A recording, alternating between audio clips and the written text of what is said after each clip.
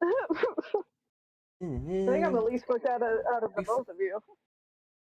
Just And wait, we we'll rub off. are live. No, you will never. No, no, no way, Jose. Welcome back, ladies and gentlemen, to Captain One Pod. What kind of pod we're in? You decide. So we are here, episode 22. We've and fun stuff. If you go to the Spotify, as All of the a couple episodes days are ago, all the episodes are up because our somebody buddy finally John got here off has his been ass working and his edited. ass off. Yeah, Somebody went, well, kind of, sort of. Oops. I might have left it. I might have accidentally left a few things. In other words, all I did was just edit out the big gaps and called it a fucking day. I was not going through 20. I'm not going through 21 3-hour episodes and yeah. And some of those having been two-parters at that. Yeah. Yeah, I basically just like spliced them together, and that's pretty much all I did. Yeah. And I didn't even bother to record my lines for that one episode where you couldn't hear me for an hour. It was like one of the episodes we didn't have Carter, and my microphone was down, and I decided I'm not fucking doing this. So I preface that I'm like, so enjoy or if you want to hear our conversation, like skip an hour ahead. Otherwise, have fun listening to Captain Yarbrough talk to himself for an hour. That sounds pretty normal. Right? Fuck you. That's why I included it in the. I included it in the intro for that episode. We've got two articles this time. Neither one of them have anything to do with Voyager seasons 3 and 4. Because I feel like if we try to stay with the Voyager season 3 and 4 stuff, we're not going to get anywhere this episode. Because we just don't know a lot about Voyager. Let's be honest here. I know a little bit about Voyager. John, you gave us a good game that we're going to play tonight. Oh yeah. They make the worst functioning bridge crew you could think of. And I have one hell of an answer. Like, my bridge crew is Rangemate. You have an answer because that gives me time to think about my answer. Yeah. I've got no idea. So, that and then we're gonna do we're also gonna create the most functioning bridge crew, the best bridge crew you could think of.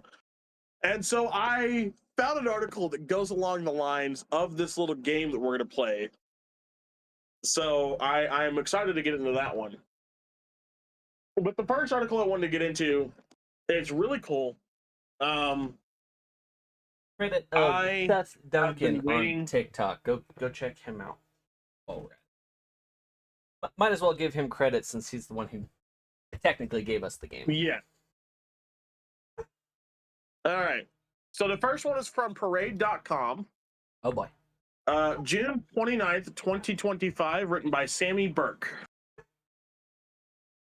Groundbreaking Star Trek actress Nichelle Nichols' legacy honored with Dream Come True new program. The late Nichelle Nichols, likely best known for her role as Lieutenant Nyota Uhura in the Star Trek universe, which made her one of the first Black women cast in a major role on primetime TV, continues to see her legacy grow even 3 years after her passing.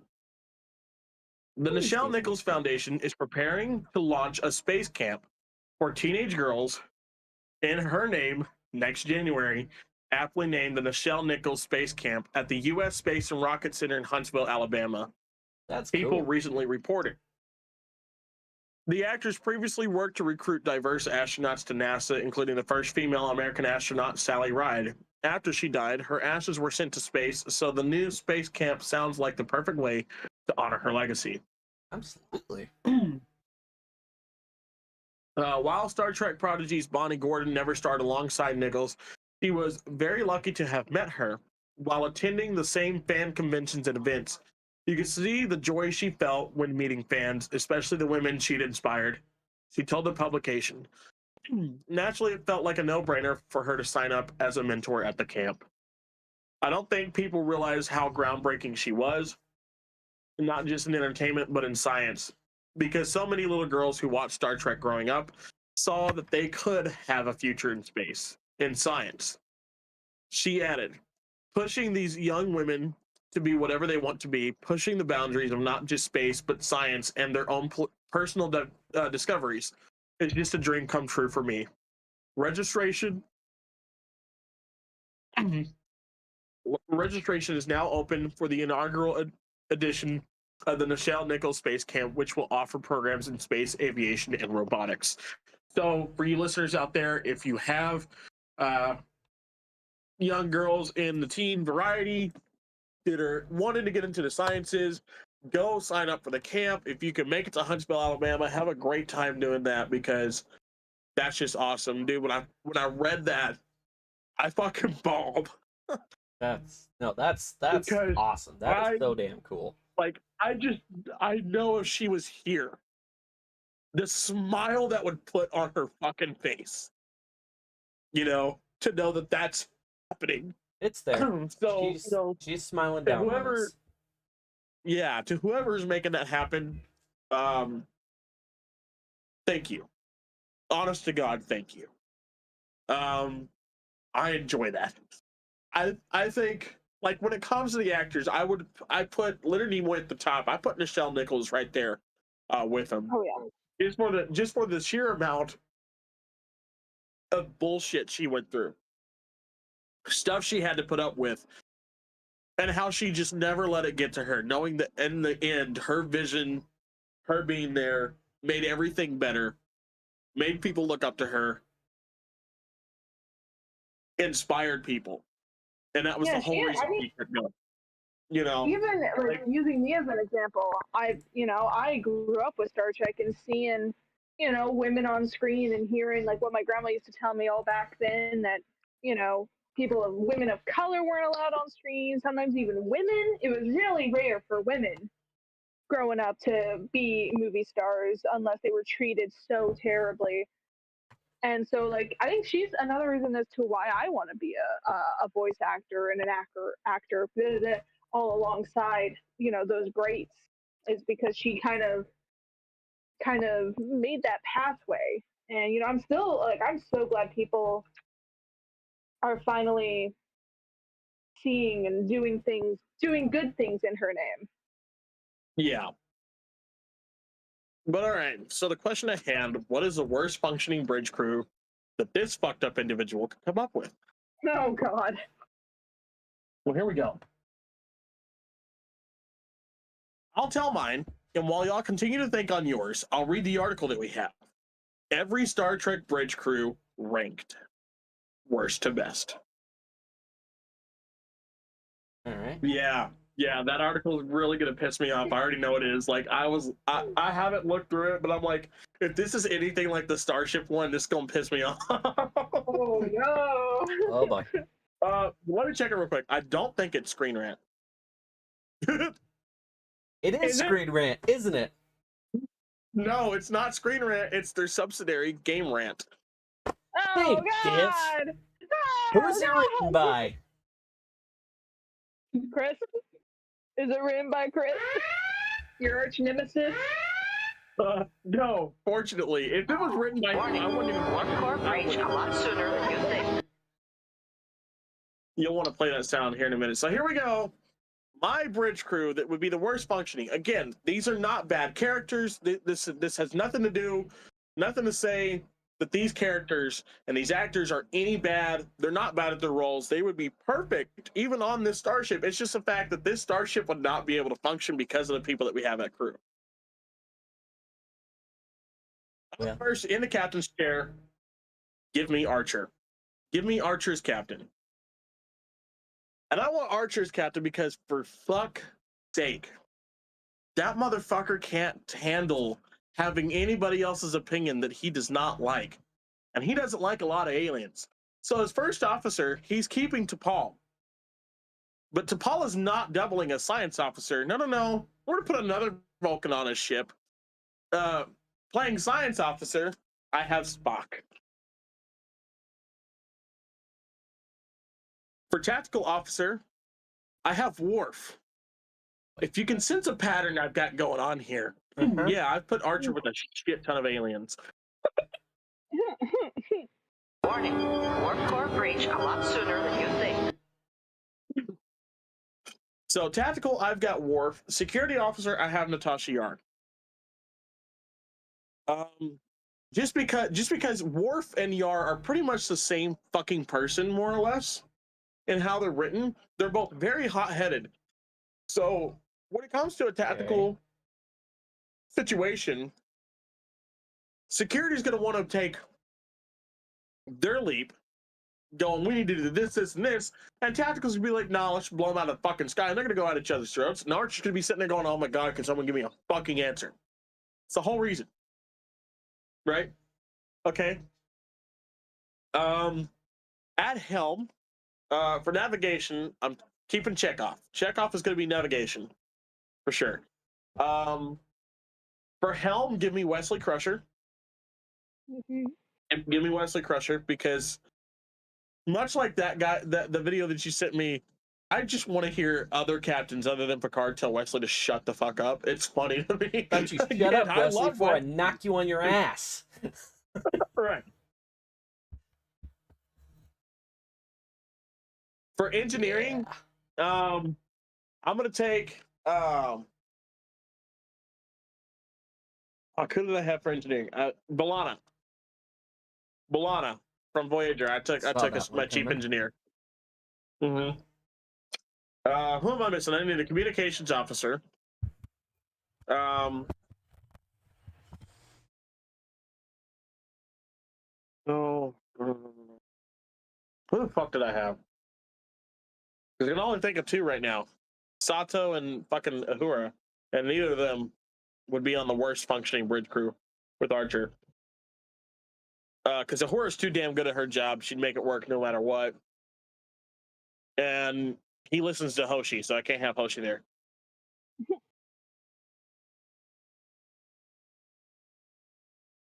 Troy, isn't Troy technically a communications officer? Wasn't she at one point in her career? We're just gonna say that she was. Okay.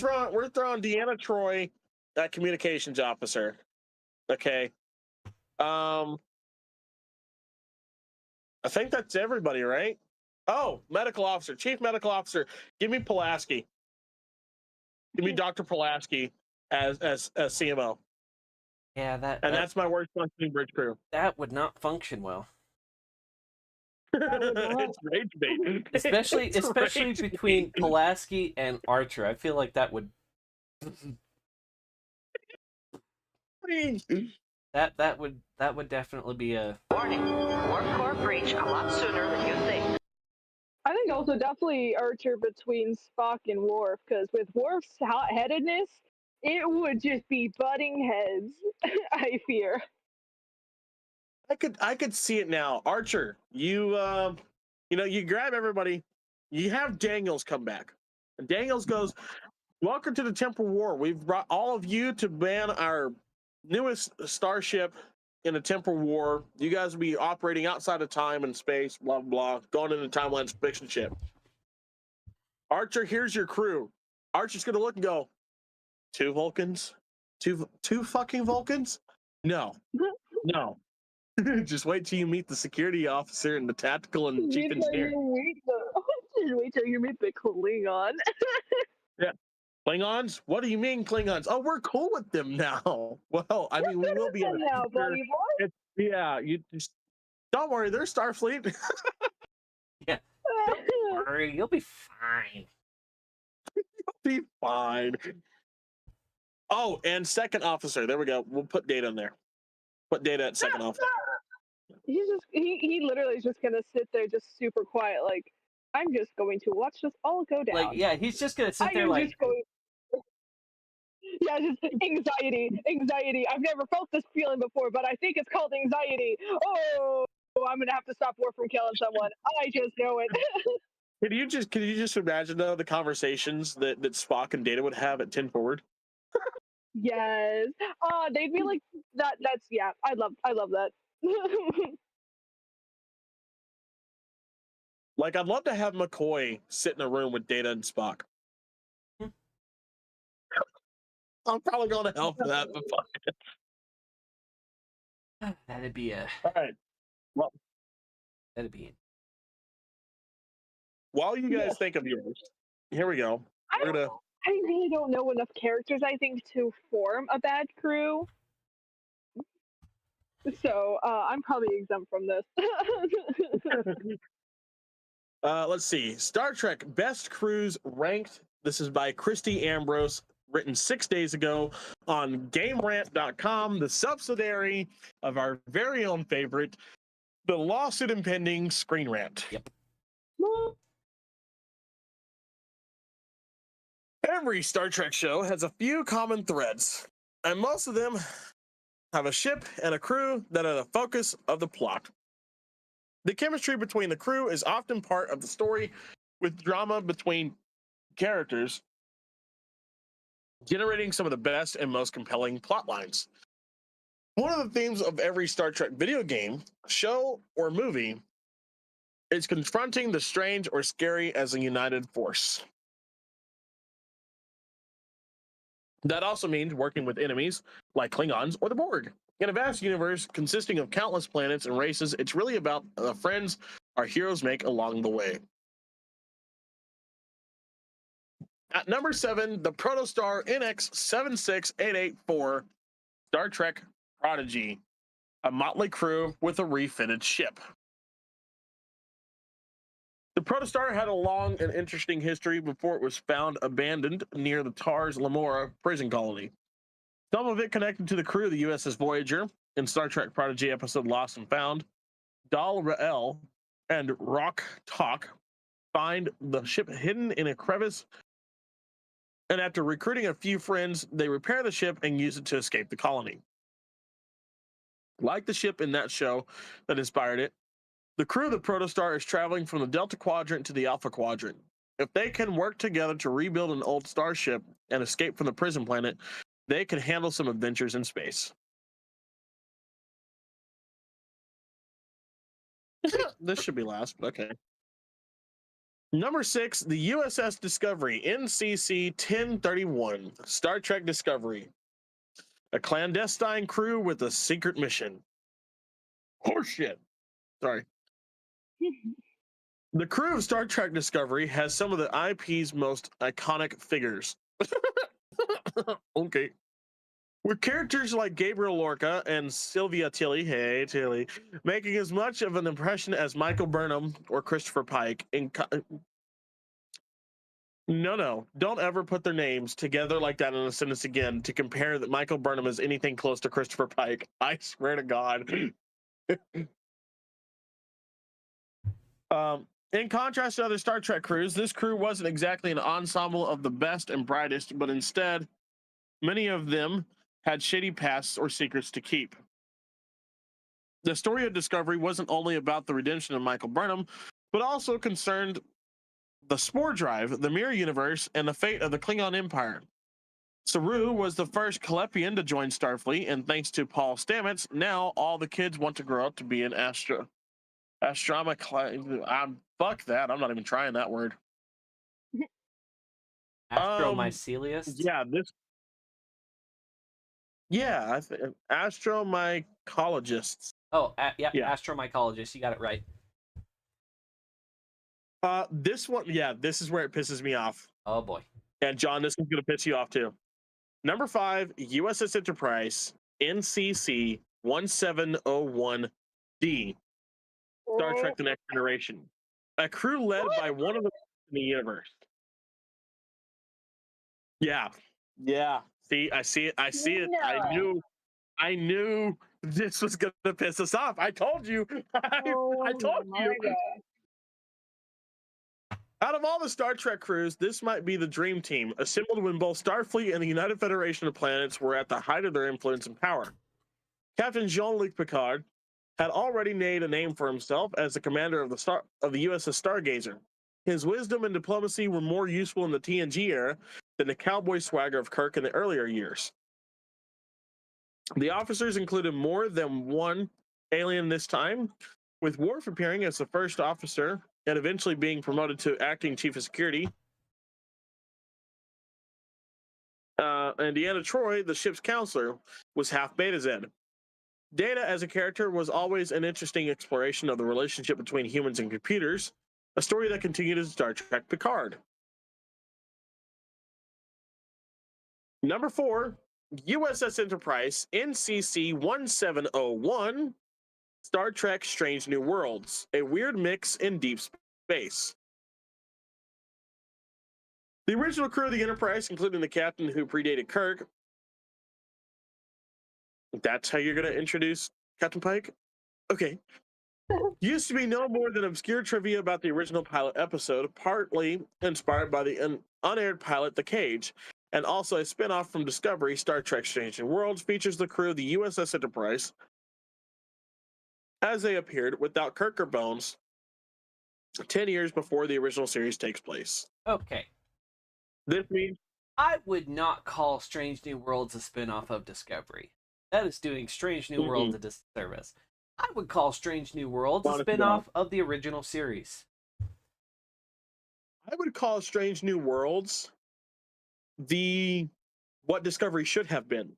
Yeah, well, that too, but I'm just saying, if you're going to call it a spin-off, at least say it's a spin-off of the right damn show, not the wrong one. Yeah. Because Discovery is always the wrong show. We really have to do Discovery? This means... Right? This means that Christopher Pike is the captain. His number 1 is Una Chin Riley. And Spock is the ship's science officer. Uhura and Kirk eventually join the crew.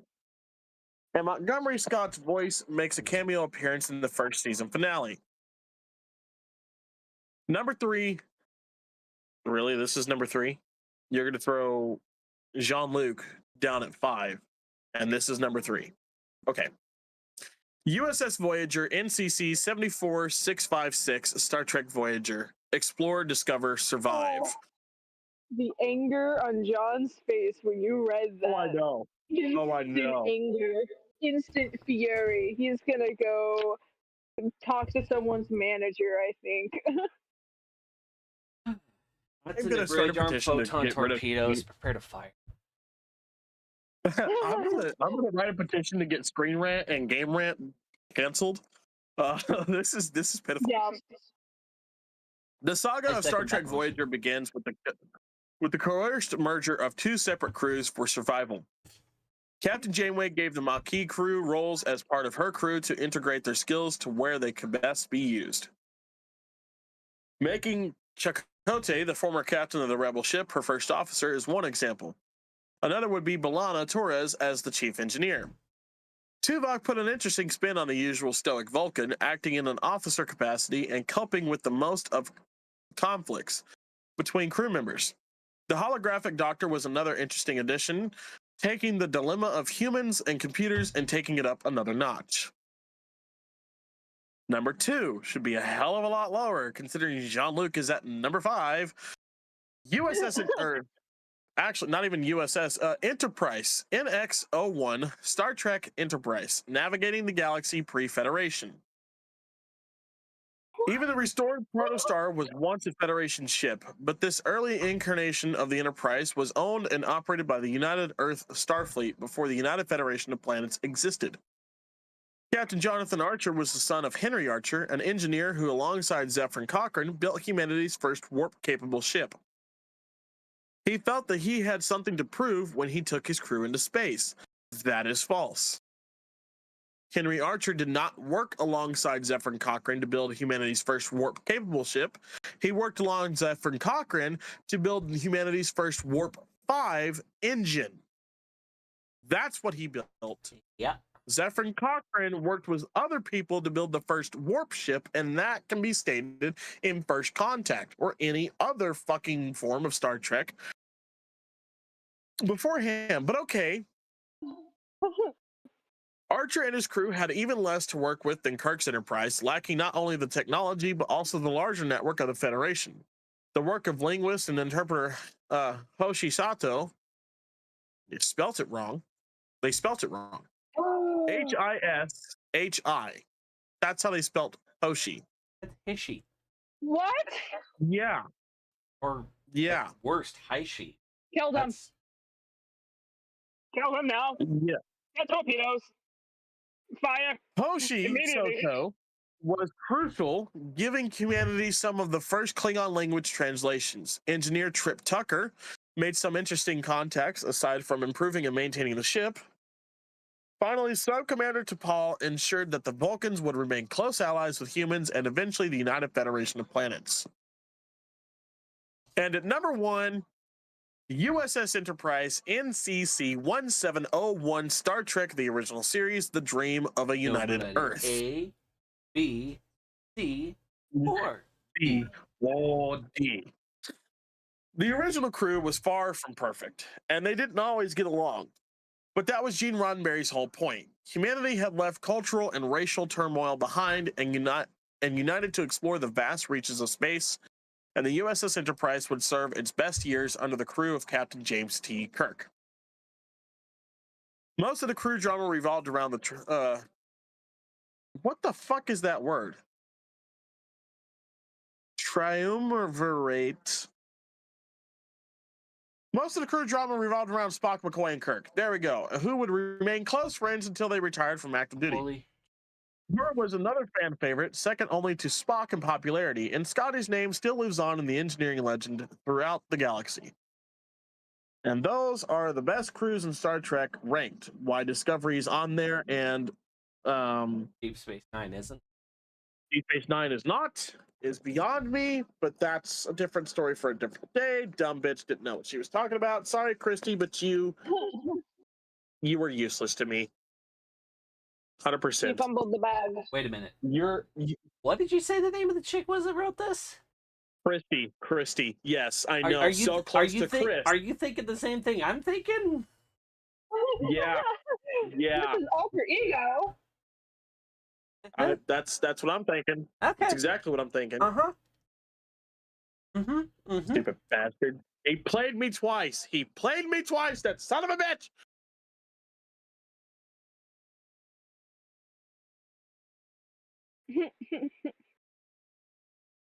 I'm coming for you, Chris. I'm coming for you. I'm coming for Christy. Coming for you. If you're gonna write on Star Trek, you better know fucking Star Trek, okay? As much as I love Kirk, Jean-Luc Picard should have been at the top of that. Kirk should have been second. Yeah, he should have at least been top 3. Yeah. Right. Jean-Luc should have been at the top of that. Kirk should have been second. Exactly. Then we'll talk about maybe Enterprise. Voyager, or no, I'd put Enterprise at 3 just because of what they had to go through and the type of shit they had. They still made it work. I'd put Cisco at number 4, Cisco's crew, Deep Space Nine at number 4.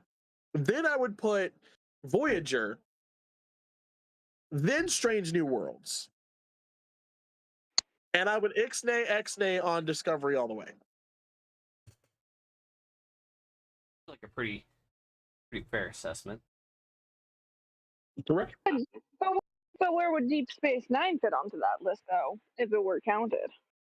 That's what I'm saying. That's what I'm saying. Cisco would be 4. Yeah. Picard, Kirk, Archer, Cisco, and yeah. But okay. John, have you thought of your worst functioning bridge crew yet? I've thought a little bit about it. Okay, all right. So, in the center seat itself, have Edward Jellicoe. Oh, you dick. Yeah, I'm starting this one. I'm actually going pretty easy on myself for this one because it's pretty hard to function with that asshole around. You could put anybody. You could put everybody anywhere else. Exactly my point. I'm still going to make the worst possible choice, but and as his first officer, I would put Archer. Yeah. This is going to be the worst functioning ship of all time.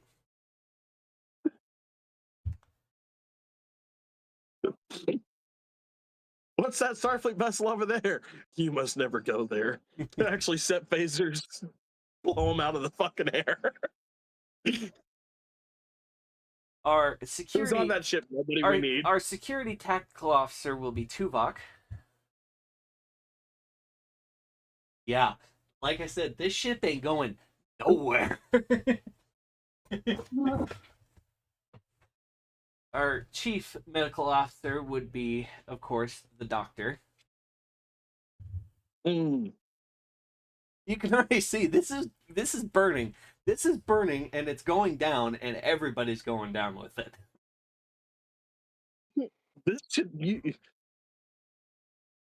This is cursed. My God, mine was rage bait. Yours is cursed. Mine is hella cursed. Bad. Let's see. What did I put in the helmsman? Didn't really give that much thought.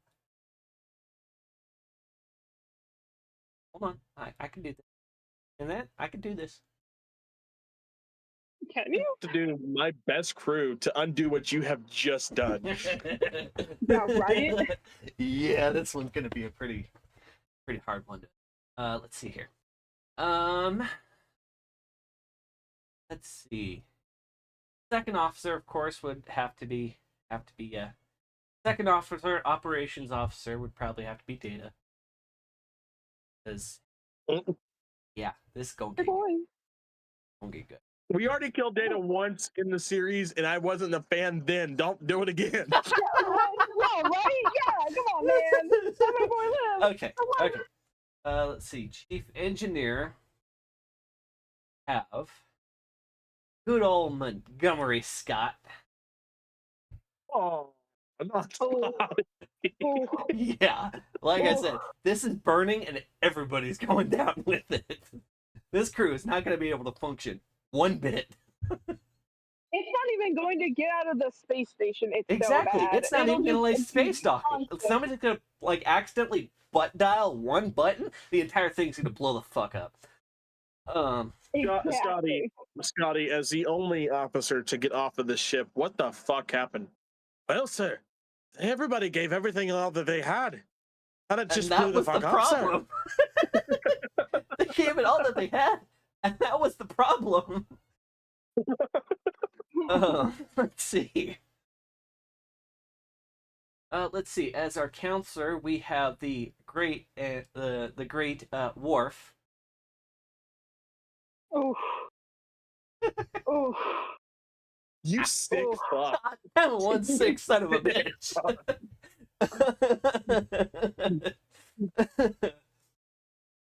As our helmsman, we have Neelix.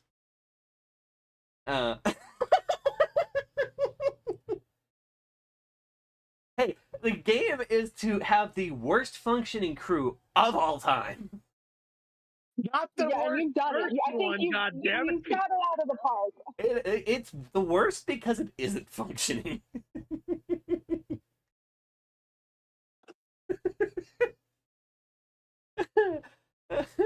And that's my answer for the worst functional bridge crew of all time. You win. You win. Thank you. I go for rage bait. This guy goes for let's fucking kill Starfleet. Oh, not to mention they're all crammed together on a Defiant class. Oh no! That makes it worse. You sick. You sick fuck. You sick fuck.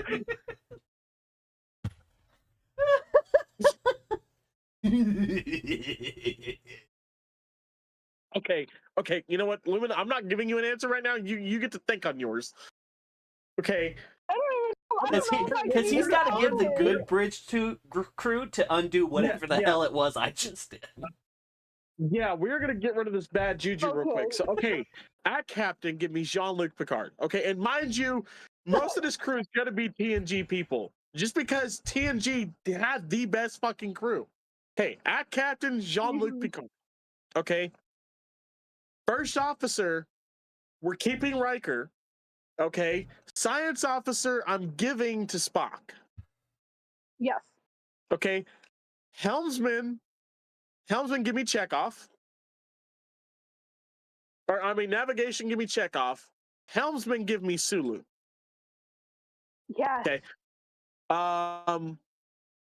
Operations officer is going to be Data. Second in command, second officer. I want shit. Well, actually, third in command. Yeah, third in command. Let me come back to that one. Ship's counselor, Deanna Troi. The doctor, chief medical officer is Dr. McCoy. Bones, give me Bones. Chief engineer, I'm sorry, Geordi. I love you, Geordi. You know what? Geordi will take second officer. Okay. But chief engineer goes to the miracle worker himself, Scotty. Ship's bar, run by Quark. Tactical officer, you're gonna give me Warp. Security officer, you're gonna give me fuck. Use that big brain of yours. Yeah, I know. I'm really thinking here. Hold on. No, you used it for the wrong purposes. Yeah, right. Evil.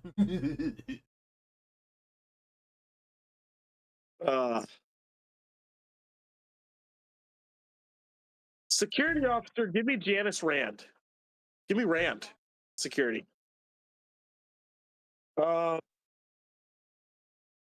think that's everybody, right? That's the whole crew, right? Yeah. Yeah.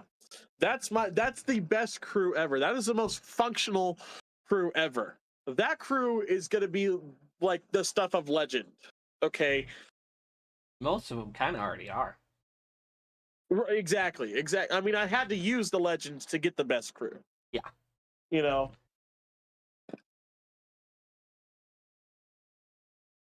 All right. I really don't. Let's see. To make the best crew. Everyone stays the same in the Next Generation, but science officer Spock and security. You know what? Actually, no. Wait. I'm kind of gonna switch out Worf with Tasha Yar because I miss Yar, miss her so much. And make Bones the medical officer.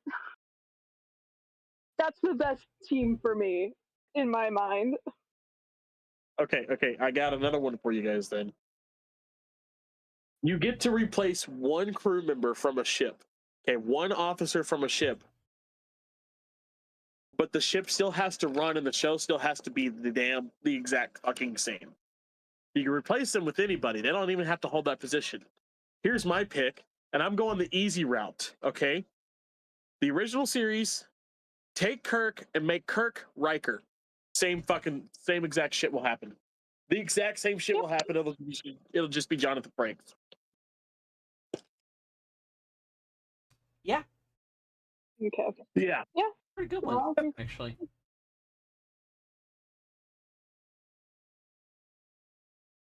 Let's see, mine. Oh, I don't know. I'll really do another easy one. Another easy one for you. Enterprise in XO1, take out Archer, put in Jericho. Or Jellicoe. Ooh. It's the same fucking show. That could only end in disaster. No, because here's the thing. Jellicoe is a stickler for the regulations, and Archer is very much not. Yes, but also you're putting them in the same timeline. So like Jellicoe grew up in that timeline. There are no regulations, so okay. Well, I don't know. I just see it going very poorly. But I don't like Jellicoe. I don't like Jellicoe anyway. So. Yeah, no, fuck him. I feel like Tucker and him would butt heads a lot.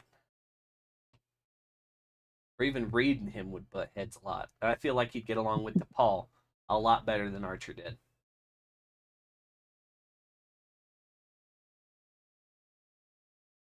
I feel like he would butt heads with like everybody but T'Pol. Yeah. Yeah. Yeah.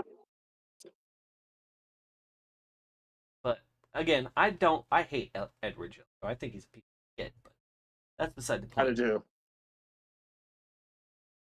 Yeah. Oh man, I really don't know who I could really change. I'm thinking of maybe switching Worf with someone, but at the same time, my brain is like, I don't want to switch Worf. He's my favorite. I don't want to switch him. Okay, actually, no. Oh God, this might be bad. I'm gonna switch spaces with Chekhov and Data. That's interesting. Okay. Yeah. Both of them switch. Like Chekhov goes okay, to so the like Next Generation, while Data goes to. they'll both Original shows, series. but just flip around Data and Chekhov. Like, do I have that right? Okay. Yeah. Yes. Yeah. Yes. I don't want to get rid of either of them, so they're just switching places. Okay. Give me. Hold on, You know hold what? on. You know I what? got You know one cop out. Okay. Okay. Next gen, but replace Data with Spock. Oh. You don't have any That's points my on those other ears. idea. You sound like a Vulcan. It sound like a Vulcan. No, sir. I'm an Android. android, sir. Almost just as bad.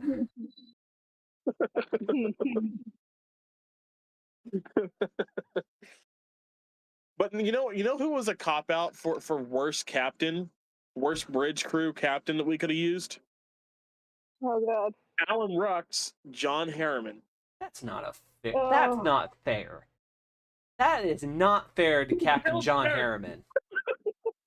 He killed Kirk. You're such an ass. That is not fair to Captain Harriman at all. At least I didn't fucking curse us. You sick motherfucker. Oh, yeah. I'm the sick motherfucker. You've been out in space for too long. You need to come back home and get humbled.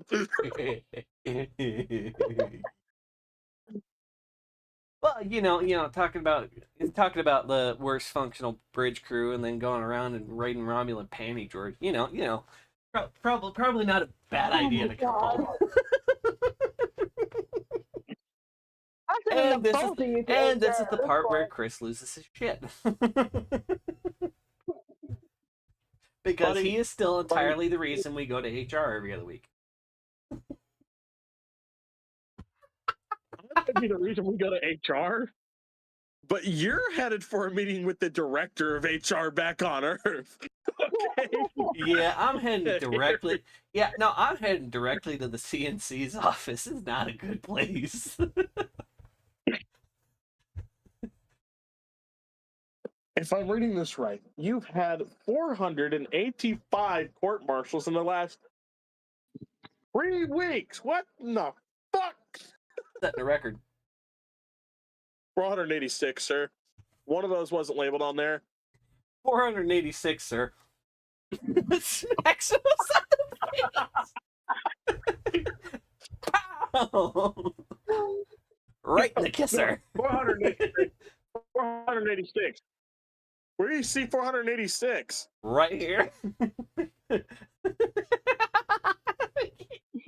Nail it. Where do you see the 486? Backside of my hand. Yeah, just nail it. God damn, you smell 486. Like as he's sitting there, I'm like sitting there. Where do you find 486? You smell popcorn. Son of a bitch. You motherfucker, what the hell have you done to me? I might have shit my pants a little. No, they told me I was coming to see you, so I shit myself. What did you expect me to do? I've been dealing with the lackeys for so long, they know my name. You knew my name, and that was a bad thing. You are just learning my name. This has been my ultimate goal in life. So here we are, and I'm gonna make the most of it. Hey, isn't your daughter's name? I have a daughter. Oh, you mean the admiral? Oh yeah.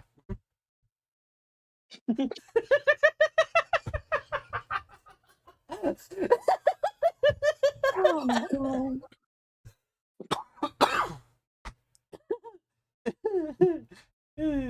I'll make that 487. Now, why don't Give we me a just couple round it minutes up to to hit an even 500. 500? Give me a couple weeks. Right? Why don't we just round that up to an even 500? I'll go commit some more. The only person in Starfleet history to have more HR violations than you two is Captain James Tiberius Kirk. Yeah, we know. Yeah, look, we're not going to be legends for anything. We know these do are out in rookie space. numbers.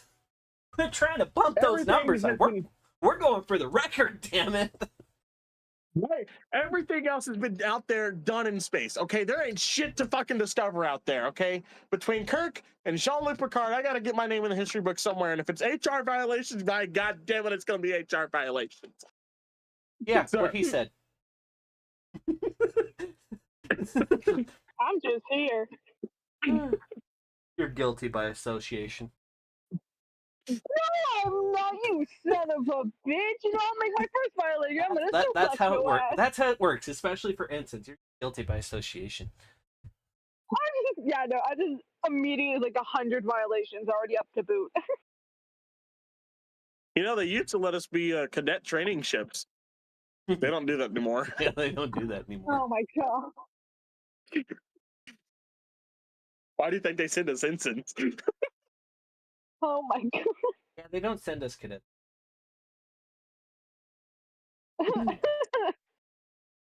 Yeah, he just got to finish by, God damn it, it's gonna be HR violations, sir. And hit him with the Picard maneuver. He just fucking.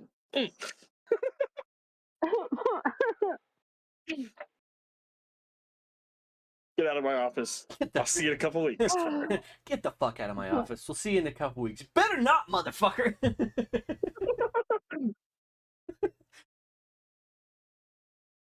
It's like one of those cop shows where they're always getting called into the chief's office, but it's just HR violations instead of, not following the book. Yeah. Our Star Trek show would be Star Trek 21 Jump Street. Mm-hmm.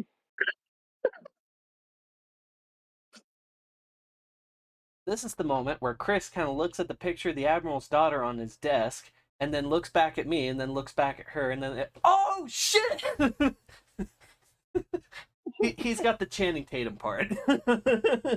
Oh shit! He's fucking the captain's daughter! Let's fuck the captain's daughter! Let's fuck the Admiral's daughter! Oh shit! Oh shit! Shit! Sorry, sir. Sorry, had to. Yeah. You were saying.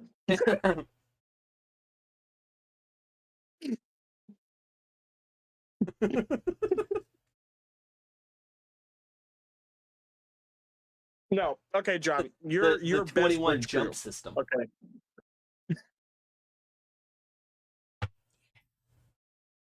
Huh? 21 jump system, home of Starfleet. Yeah. That's canon now. I'm establishing it as canon. At least for us. Yeah.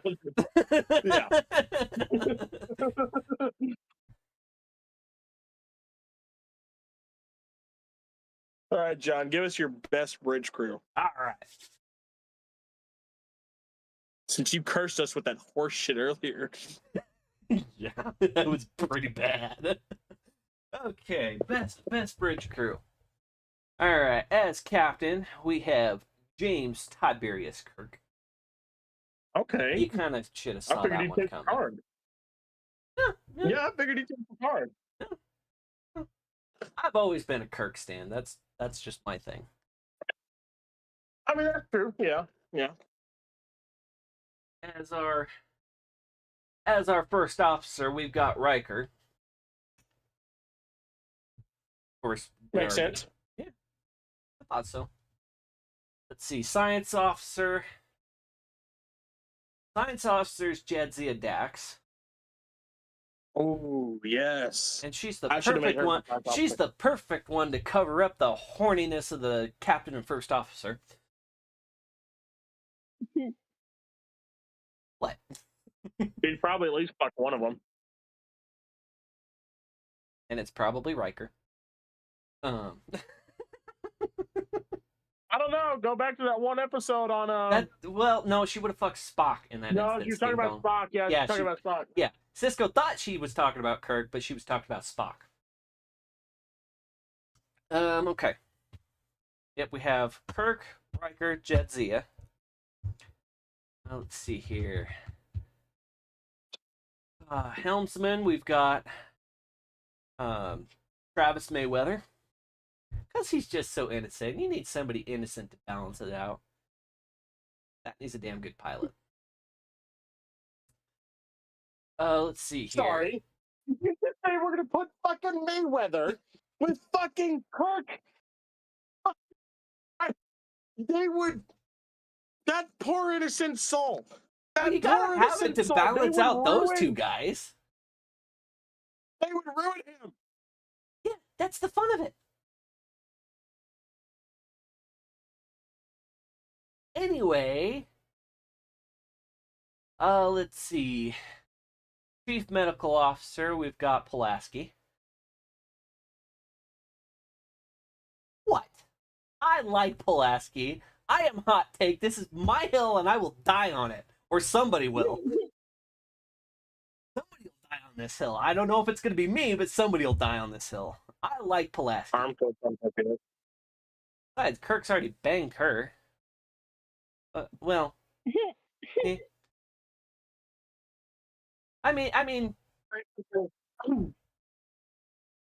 yeah, she was on the original series a couple of times. Yeah, Kirk's already banged her. So, anyway, the operations officer and our second officer, third in command, would be Harry Kim. Because he would help Mayweather not get corrupted. Too. See? I know my balances. I can do this. You're running a thin line, though. Let's see here. Let's see. I've got Captain, First Officer, Helm, Science, Medical, Operation. We need tactical, we need security, and we need engineer. Tactical is Worf. Security is Tuvok.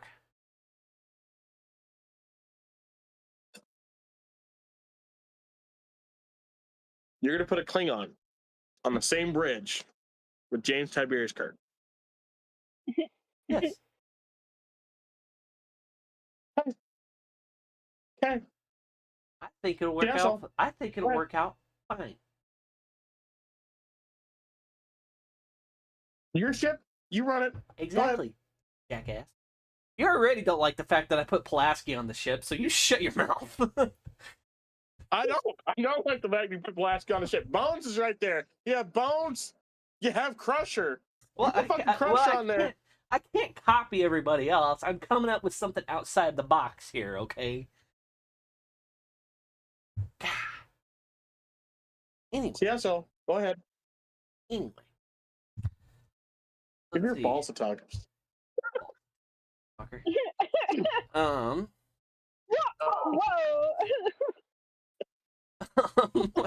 Anyway, where was I? Oh yes, chief engineer. We need security. Yeah, we hammered out the security and the tactical. That's right. That's right. You said Tuvok. Yeah. Let's see, chief engineer. We've got Montgomery Scott, of course. That just. The only other acceptable answer is Geordi LaForge. I mean, really. let's see. Left anybody out? Don't get me wrong. Don't get me wrong. I like Tucker. I like B'Elanna, but and okay, O'Brien is really great, but O'Brien's not a chief engineer of a fucking starship. He's the chief engineer of a fucking space station. You know, and like as well as I think he could translate. Don't get me wrong. I love O'Brien. Okay. Mm-hmm. It's Scotty, the miracle worker, who would make it fucking happen, or it's Geordi LaForge who would again make it fucking happen. Mm-hmm. I left anybody out? You could do a ship's counselor. Well, that would have to be Deanna at that point. Yeah. There's no other good answer for that. A bartender. You got two really good options there.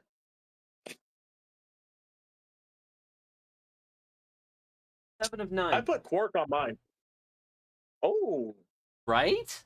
Like Picard era, Yeah, 7 of 9. An option out of left field, but all right. Yeah. Like later incarnation of in Picard. I feel like she'd make a great bartender.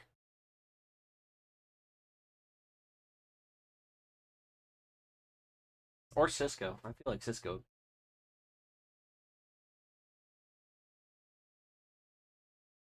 No, but Cisco's working in the bar. He's a musician. He's a ship's musician. Well, that could be said. That could be said for Riker too. Oh yeah, you get the two of them together, and boom, you got yourself a fucking jazz band going on down there in 10 Forward. Mm-hmm. I think I got it. Yep. Yeah. It's a solid bridge crew. Yeah.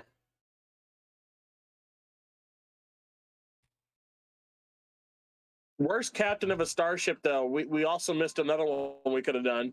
By technicality, within that guy's rules, they had to serve in that position for a season. We could have gone Q. While he's not technically Starfleet, I mean, it's bending the rule. It's bending the rule like a motherfucker, but it is bending the rule like a motherfucker. But it's still within it. It doesn't break it. Yeah.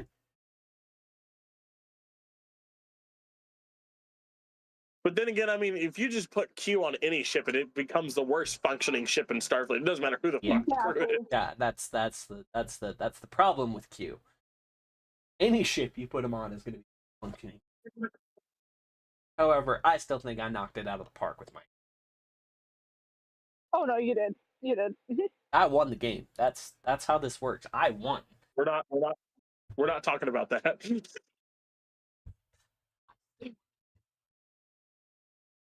how this works. You should be taken out in an alley, put on your knees, and shot in the back of the head for that one.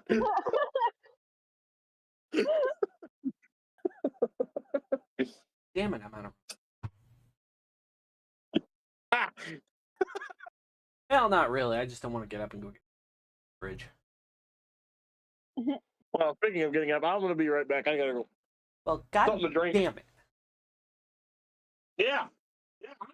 Well, fuck you. No, I'm kidding. Oh my. We're having way too much fun with this. But isn't that the whole point? Yeah, no, you're not wrong. You're not wrong. Not by any means are you wrong. But yeah, we're definitely going to HR again. Which, granted, is kind of the whole point, but yeah. What meeting is this one to HR? This month, let's see, we're on the 3rd day of the month, and we're probably on our 75th trip to HR by this point. Oh my god. And I'm guilty by association. God damn. Yep, how it works. I don't make the rules, I just work here. Well, I was forced to come here since it seems you guys keep fucking up everyone else. Exactly. See, you don't make the rules either. You just work here too. Of course, we're the ones creating the circumstances, but that's beside the point. Yep. As he gets back, I'm going. Yeah, no. Oh, I hear him. Oh, oh, just get up and go. Run while you can. He's now fasting.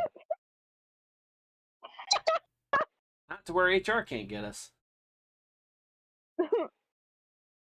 I told her. I told. Sorry, Lumen. No, I okay. told Lumen that we're already 3 days in the month and we're on our 75th trip to HR.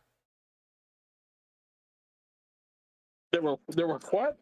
I told her we've only been in July for 3 days and we're already on our 75th trip to HR.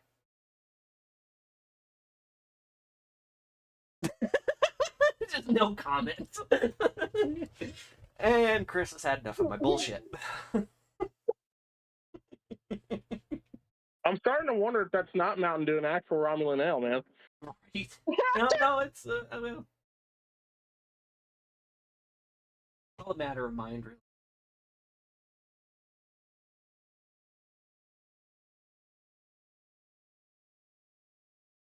Damn it, quit polishing your knob. That's what landed us in HR a couple days ago.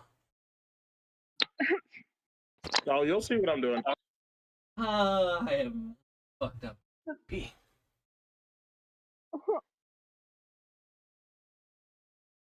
Something sticky got on this shit years ago, and I've been trying to get it off ever since. Nothing wants to take it off.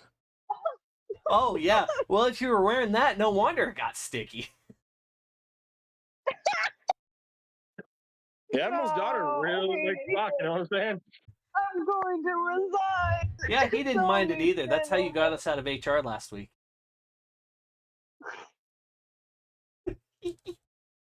Oh my god. I am so fucked up. Admiral Spock, Ambassador Spock, how can I help you? Let these boys go. They've done nothing wrong. Not what I was talking about, but hey, however you want it to play in your head, whatever floats your boat, man. That's not how I remember it playing out, but yeah, whatever floats your boat. I'm not talking about that. Oh my god. I'm on one tonight. God damn.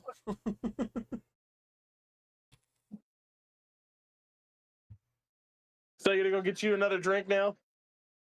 Maybe. Yeah. Yeah, probably. Here in a minute. I'm having way too much. I got me another one of these. I ran out. I need to go get more.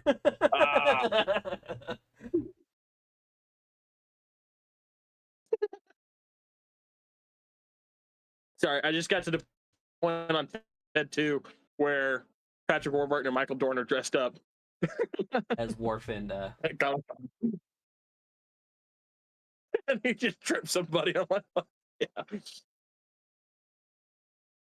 Also, can we talk about how speaking of TED 2 and a Comic-Con scene, can we talk about how badass massively that fucking Enterprise D model is and how much I want it? I can't imagine it'd be that hard to build. We can do it. No, but also I kind of wonder if it is the model. I doubt it. I doubt they'd slam that into a stunt man.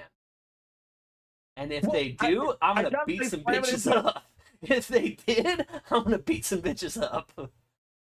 I doubt that they would slam it into him, but like as you see the prop just hanging there several times. Yeah, no, I get you. Because there's a difference between the hero prop and the stunt prop. So I'm wondering if the hero prop of it just could be. Hear me out on this. It could be the one that was hanging up in Las Vegas when they had Star Trek: The Experience at the Las Vegas Hilton. Oh yeah. Because if you remember right, that thing was huge. Yeah, yeah. And if you see it, like that saucer is pretty damn big. Like it's. Yeah, and with Seth MacFarlane being the Star Trek fan that he is, he'd find a way to get his hands on it. Mm-hmm. Or at the very least, even just borrow it. Like he would find a way. Right. Just like life, he Oh, find a way. And you can find your way, yes, at apartments.com. Jeff Goldblum. Love Goldblum. Are I we wanna meet- excited I for wanna the meet him new so bad. new Jurassic Park movie, guys? Guys, are we excited for that one? Because I am. I am excited for it. I've been eating up any little It bit came I out. get It came out yesterday. I have yet to go see it, but it came out I yesterday. know. I want to go. No, I'm not excited at No, all not for at it. all. Not at I'd go all. get my Jurassic Park. I'd go get my Jurassic Park shit, but that involves getting into the box. I haven't gotten into it. Yeah, right now I would have to go search. It involves getting into the top of my closet. Only Jurassic And Park. I don't feel it. I need more Jurassic Park. Shit, though. I want every single one of the popcorn buckets they have out for that movie, though. The containment, the containment unit with the cup that comes on the back of it. I sure as shit want that one. And then the AMC big ass fucking footprint, the T-Rex footprint popcorn bucket. I don't see how that's functional, but I see how it's cool as shit to hang on your wall, and that's all I'm gonna do with it. I'm gonna hang it on my wall, and then when I go to conventions and stuff, I'm gonna do have it in the back of the Jeep as a display. There you go. Yes. I know I saw one where it was like the dinosaur embryo, and I love that one. That one I fucking slap with, and I want to own because I love buying those really cool memorabilia kind of buckets. Those slap. I wish I that's still the one had I'm talking about. It's the pictures legal for it, but I got to go to Jurassic World, the experience, one time when it was at Denver, and that was so much fun. I wish I still had the photos and the video to corroborate my story, but they got lost when my previous place of work caught fire and exploded. No! Oh my god! Yeah. Have I never told you guys about this? No. I've never. I was. Oh man, this was. Gosh, I want to say this was like 3-4 years ago. No, there's 3. It was 3 years ago. And I was just we were just working away one day. All of a sudden, a big old boom. I thought a truck had hit the building. And so like we're trying to figure out what's going on, so on and so forth. Then we finally figure out there's an explosion, so like we're calling 911, so on and so forth. And then we get out of the building. We get the hell out of the building because we can already see the flames coming up over the fucking walls and shit. That was an interesting day, to be quite honest with you. Like my neck was aching, so they decided to send my ass to the hospital. I was like, I'm probably fine. Mm-hmm. They're like, no, your neck's hurting. Just go to the damn hospital.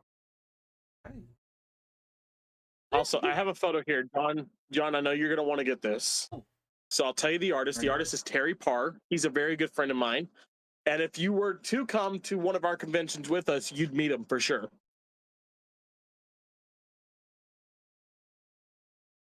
Very pretty. What? He has an Orion and he has a Klingon doing the same thing. The Klingon is on the D10. What? The battle cruiser. Yeah. Yeah, you already knew that was coming. Yeah, Terry Parr. Look him up on Facebook. We're good Facebook friends. If you go through my Facebook friends list, all you got to do is look up Terry Parr. Like, was he like trying to make that look like Hannah with that one, or was that just, or is that just one of his regular ones? No, this is just one of his regular prints. And it just this is just one of his regular prints. Oh, that's cool. Okay, it just worked out. It just worked out, dude. I was like, that like suspiciously looks like Hannah. Weirdly enough, I have asked her if I get her a lingerie Star Trek set, would she recreate this photo for me, but in lingerie? And she said absolutely. So eventually, I'm gonna have one I can't show. have a Star Trek boudoir, however the fuck you say it. Yeah, boudoir photo set. Yeah, there you go. But no, go back to the popcorn bucket, the one with the embryo in it. That's the one I was talking about. That comes with a little drink on the back of it. I want to get 2 of them. And I'll tell you why I want to get 2 of them. One of them I want to fill up with resin. Put the lights in there, fill it up with resin, and then make it look like the embryo is actually suspended in liquid for a while. And those are at Regal Cinemas. If you want them, they're at Regal. I think we have one of those in Kansas here. Yeah. And then I want to get another one to keep functioning as a popcorn bucket. Yeah. I might ask my Gam Gam to drive me down, and I will watch the Jurassic Park because yes. With the popcorn bucket game getting so great right now, Paramount, Star Trek 4, please. Star Trek Beyond, the next film after Star Trek Beyond. Give me Star Trek 4 so we can have a badass. Because I can see it. The Enterprise being a popcorn bucket. You open up the top of it. Paramount, big. Please make it so. We need. I would love to have a popcorn bucket. Kind of like this, and then the fucking, the top of the ship opens up, and there's your fucking popcorn. I would like to have the Star Trek, oh God, what is it? Pin as a popcorn bucket. I don't care how practical it is. I would want that. Not this one, but yeah, one of these. The original series, the one that they have, kind of on them. Yeah, which kind of looks like the Discovery one. But yeah, just get a big old Star Trek Delta. You just open up the top, and there's your popcorn right there in it. Yeah. Maybe about a couple inches wide.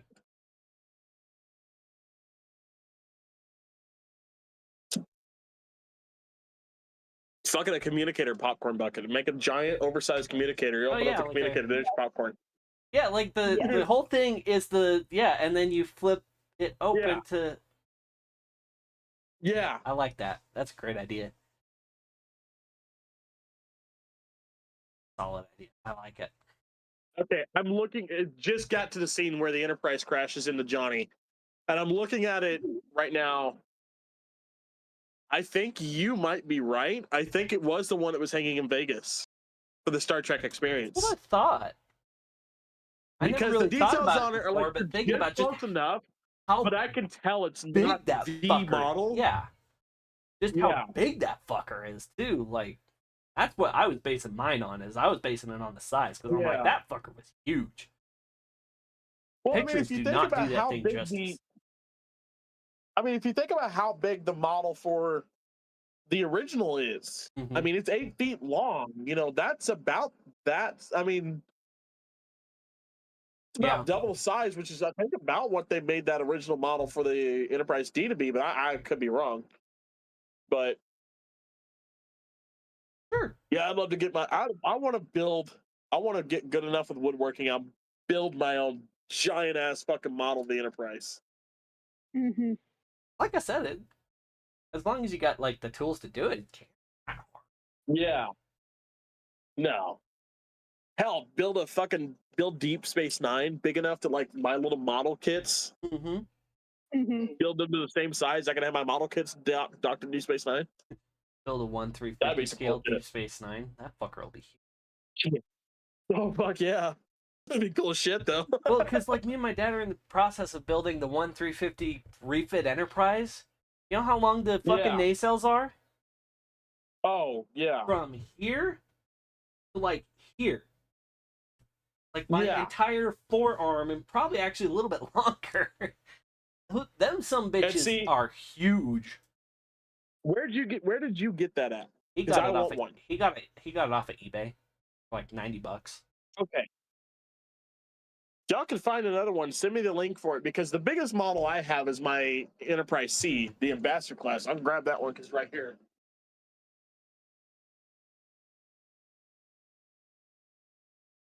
Hold on.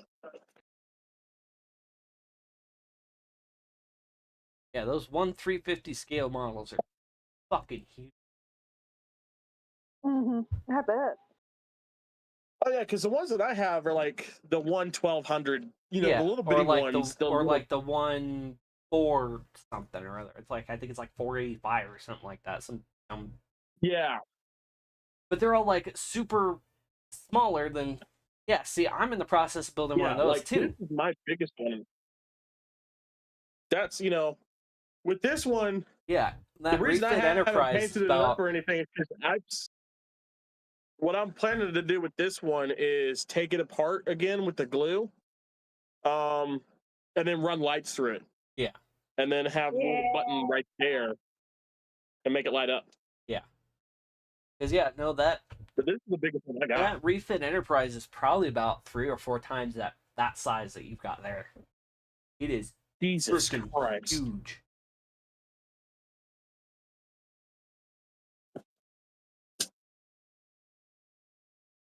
And then I had to move this to get to it. Got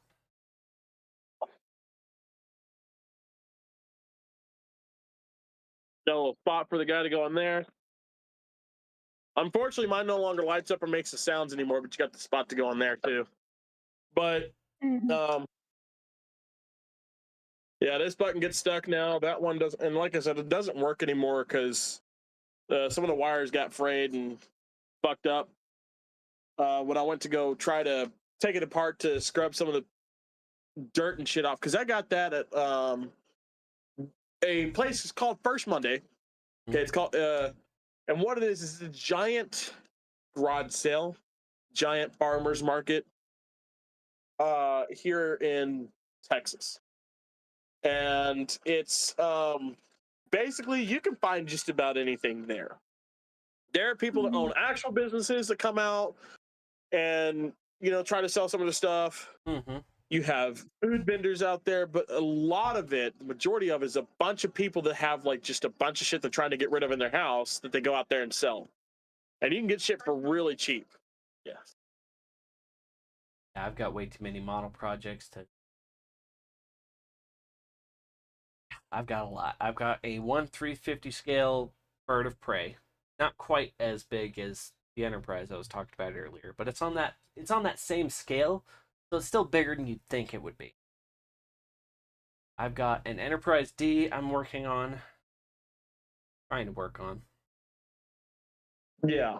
And then I've got another model set ordered. It's an Enterprise D model that I'm going to be taking the saucer of and the nacelles of, and I'm going to be ordering a Nebula conversion kit to turn it into a Nebula class. Oh yeah. And then I'm going to get custom decals for it and make it. Well, let me go get some of mine real quick, because I know where there are the easier ones to get to that are finished. Right. I want to go grab those real quick.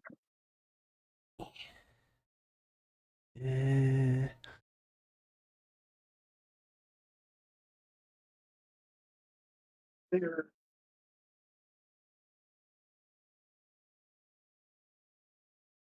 I built 20. Up to the DeLorean.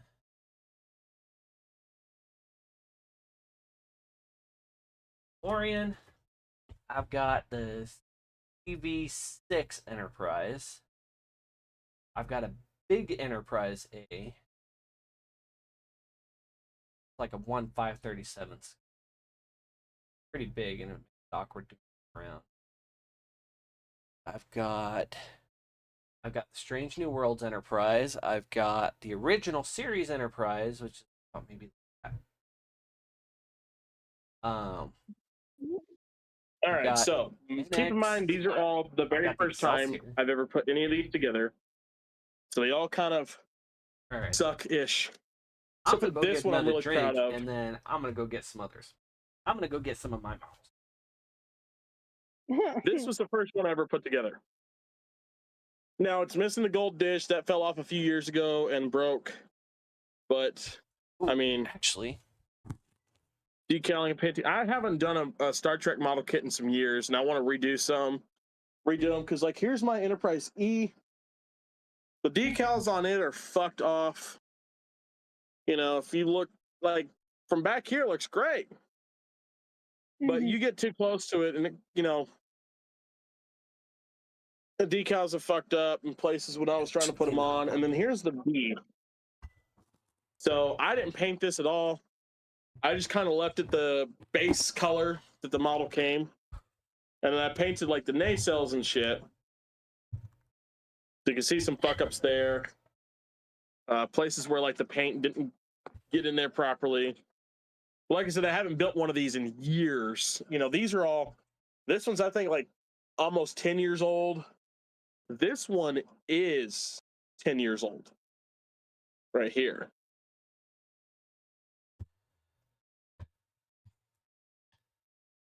But see, I got this one back when the model kit only came with this. Because now when you try to get this Enterprise, it comes with the little stand and the Botany Bay off to the side.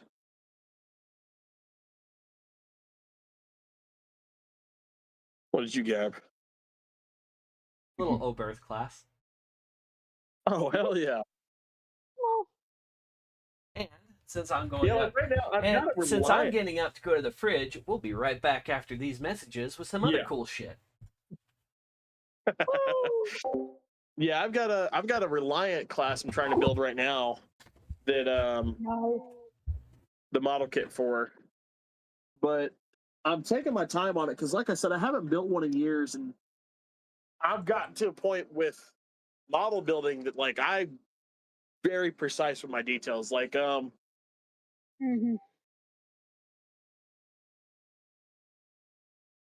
building a race car. Okay, NASCAR race car. And this is the paint job that I did for little spigot. So I grabbed a certain, metal color for that right there. And then I added the blue. I added the blue on there so I could add the Sunoco eventually. Once I get a fine detailed brush and get in there to add the Sunoco on it. I've gotten very detailed with my builds over the years. And I want to go back and all the old models that I've done, redo them. Because I want my models to stop looking like plastic model kits, and like when you look at it, you're like, "What the fuck?" It looks like I bought it. Especially with my race cars and shit. There's so many metal die-cast race cars that I own as well. I want to put my race car that I built on a shelf and make it look exactly like what you would buy in a metal die-cast. Yeah. For race car, to have someone not be able to tell which one is the plastic model kit. Yeah. But yeah, I haven't done a Star Trek model in some years. I've got some other ones up here. Let me pull them down. Yeah.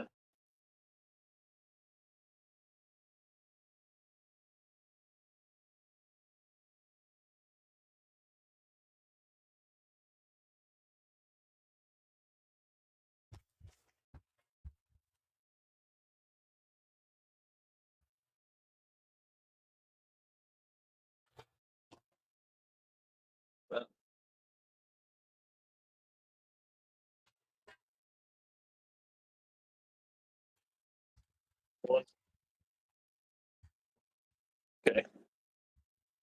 I'm gonna have to dust these off because they've been sitting up on top of my shelf for a fucking long time. Luckily, got a dusting rag right here. So I do have 2 original series Enterprises. I've got the one with the Botany Bay from this episode Space Seed. Because like I said, I can't find in stores, I can't find any of the ones that just have the Enterprise on there anymore. I only find the ones with the Botany Bay. Which, don't get me wrong, I don't hate that. I'm not, complaining by any means, but I want just the Enterprise. And I'd love to be able to find Enterprises all in the same scale so I can show the growth over the years, because I think that'd be cool as shit. But my show ended.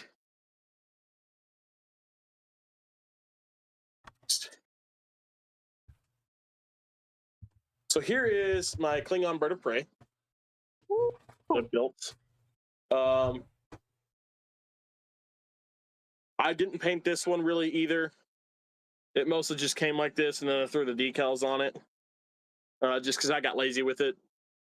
So, you know, the only real color on it is the decals, and I think I painted the guns, and that was about it. Little guns here. But, I mean, really, I mean, they do these model kits that you can just slap them together if you wanted to, you know, with some of these. This one's probably my favorite, but it has gotten fucked up over the years as far as the decals go, and it irritates me, but I'll get over it. I can get another one if I want to, which, like I said, going back over, redoing all of these, I want to.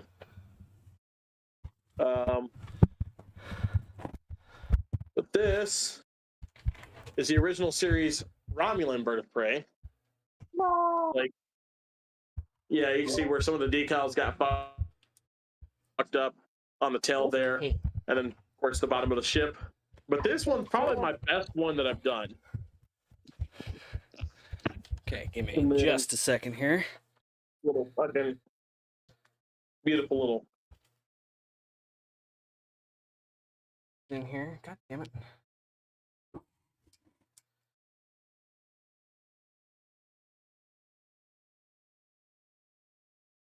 There you go. It sits on a little thing like that, so when you display it on a shelf, you can see the underside of the ship, just like that. This is my Enterprise A. Oh, shit. Oh, just wait. Oh. Damn, I'm going to have to replace the batteries. It lights up, it does. But it looks like I'm going to have to replace some batteries on it. Which is fine. Whatever. But yeah, that's my Enterprise A. That thing is big. Let's see. Here's my little NX that I built a go. Just a little guy. Tiny. A big guy. I just noticed. So here's the rear of the nacelle of the Enterprise I got, just the Enterprise. Here's the rear of the nacelle, the one that goes with the Botany Bay. Mm-hmm. And this one still has its dish. This one, as you can tell, I got a little bit better with building and stuff like that. Again, some of the decals have gone missing over the years, weren't put on there in the first place. Didn't want to redo them all. This is my refit Enterprise. Little guy. And Chris is going to like this next one. This is my USS Excelsior. Ooh. This is one that I built. As you can see, it's got the nice windows. Got the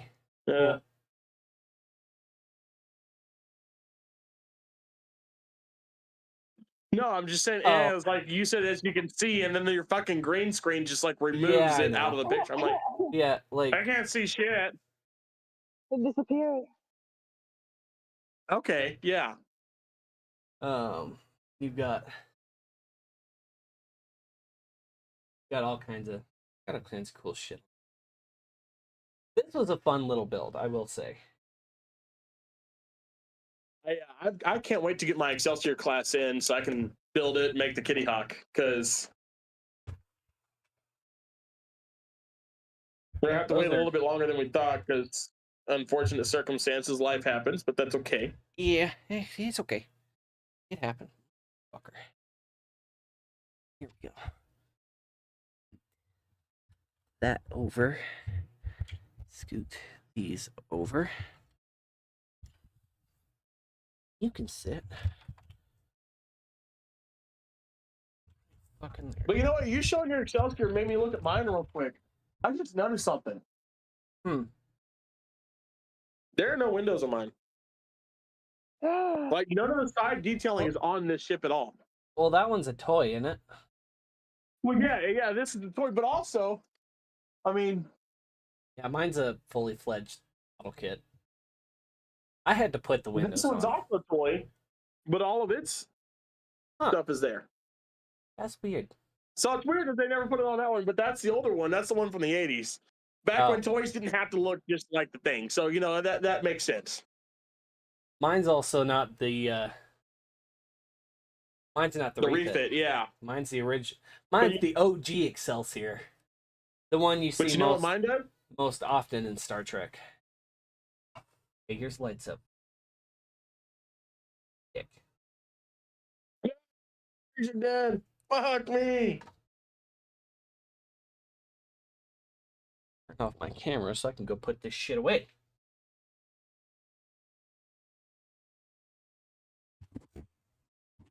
Oh, man. But yeah, like I said, I want to redo all mine that I've done because I've gotten better with my model making over the years, my model kit building over the years. So I want to definitely get better at them and do ones now since I've gotten so much better. And really take the time to make them look intricate and realistic and make them look like a fucking toy. Oh, absolutely. Yeah. Just like his Excelsior class. No, I have a lot of fun with these little builds.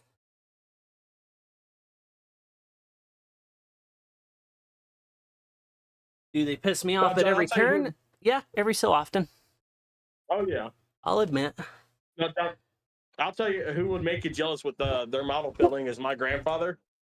He's got a USS New Jersey battleship that is bigger than my queen size bed, like longer than my queen size bed. Jesus. Yeah, we've had the conversation that when he goes, I'm getting his model building stuff because I share that hobby of his, and he was like, I don't know what I'm going to do with this. And when I go, and he's like, oh, my grandson's into it. Cool, he's going to get it all. So I'm like, cool, I'm getting all these badass little models and shit when he goes, but at the same time, it's like, I don't want my grandpa to go. Right? That's understandable. But he's like, yay, models, but damn, grandpa's dead. But yay, models, but grandpa's dead. Well, and the cool thing about that Enterprise and Excelsior I have is those are both to scale with each other. So if you're looking at them side by side, they're the actual size that they are. And in comparison to each other. What I want to do is I want to try to find every Enterprise, every iteration of Enterprise to the same scale. So when I hang them from my ceiling, it can go in order. Or when I put them on a display shelf, I can put them in order and show how much bigger Enterprise got over the years. Yeah. But also, like, those are going to be some massive ass models, especially when you get to the D and to the E. You know? Yeah, I think there's a set that makes. Look at that. There is a set that makes them, but they're like that goddamn big. Yeah, yeah. No, my brother has the set. I don't know if they're all to scale with each other, but I think it's pretty damn close. Yeah. Yeah, because Polar Lights has that set. AMC Polar Lights has that set. And they're all like that damn big.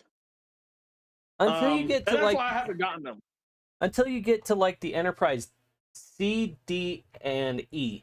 And then they get a little bit bigger. But I don't actually know if they're all to scale or not.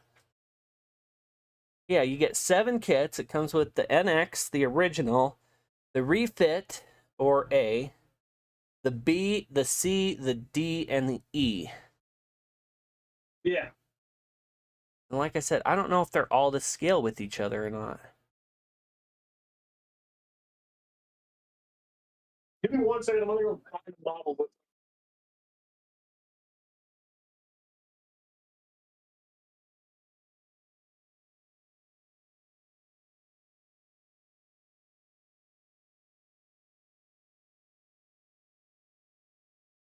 Yeah. Yeah, they are all to scale with each other.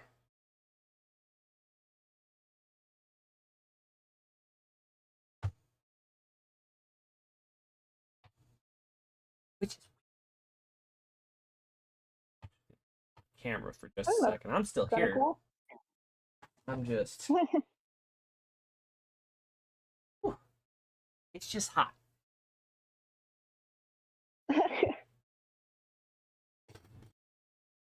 Like, it is legitimately hot in here. Good God.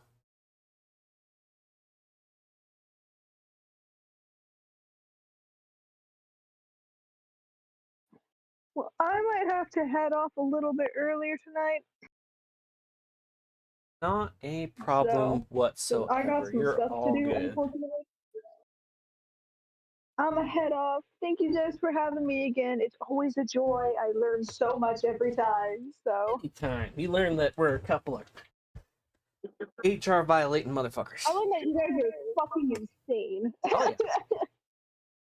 You didn't already know that going in, like, we got a problem. No,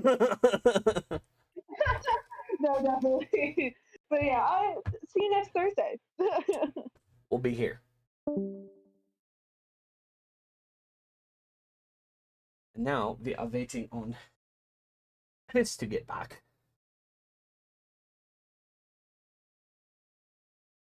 Lucky wiki bullshit here. Okay.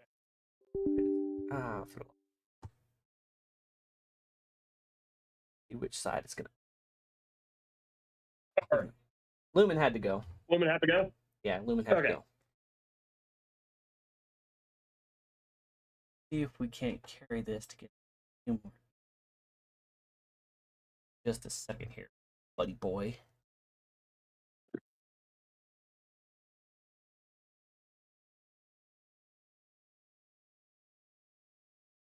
Possibly? Quite possibly? Well, since we're still on, Oh yeah, no, we're still on.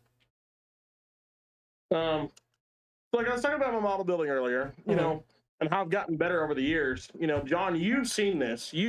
Hell, when we first started this podcast, first started talking about this podcast, I've been building this one. Right. And so, you know, it's kind of hard to tell, but I mean, if you look in there, I mean, the amount of attention to detail that I've got in this damn thing. Oh, absolutely. You know, especially that, you know, I'm trying to get to where, you know, the details are just exquisite and you can't tell what's fake, what's not. You know, now there are some mistakes on this model kit that I'm not, like right here, I'm not covering that up because once I do, you know, put this little shell on, you know, finally put the car together, you know, you're not going to really see those mistakes anymore, you know. Right.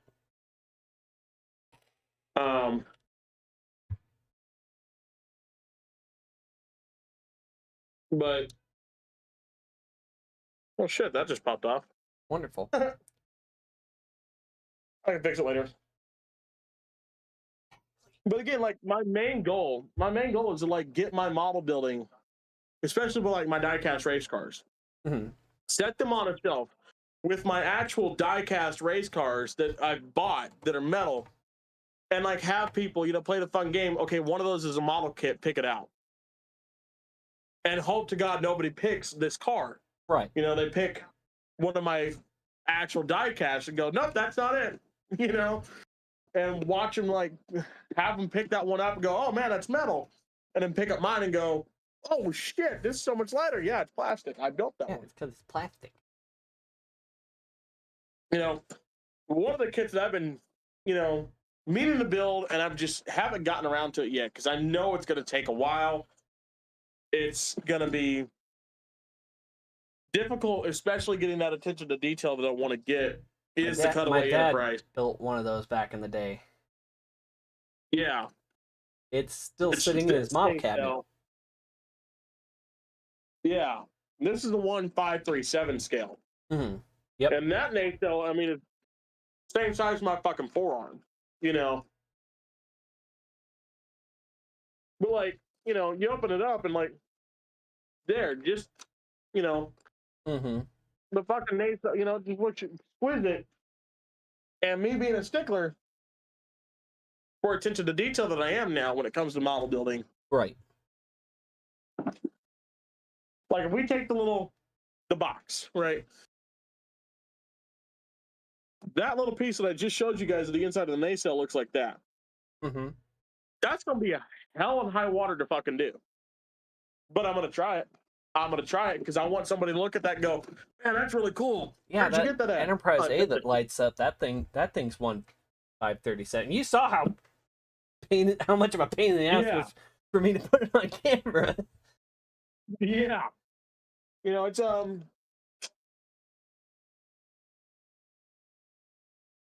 I started taking pride in my model building, you know, because it's a really difficult dying art. Mhm.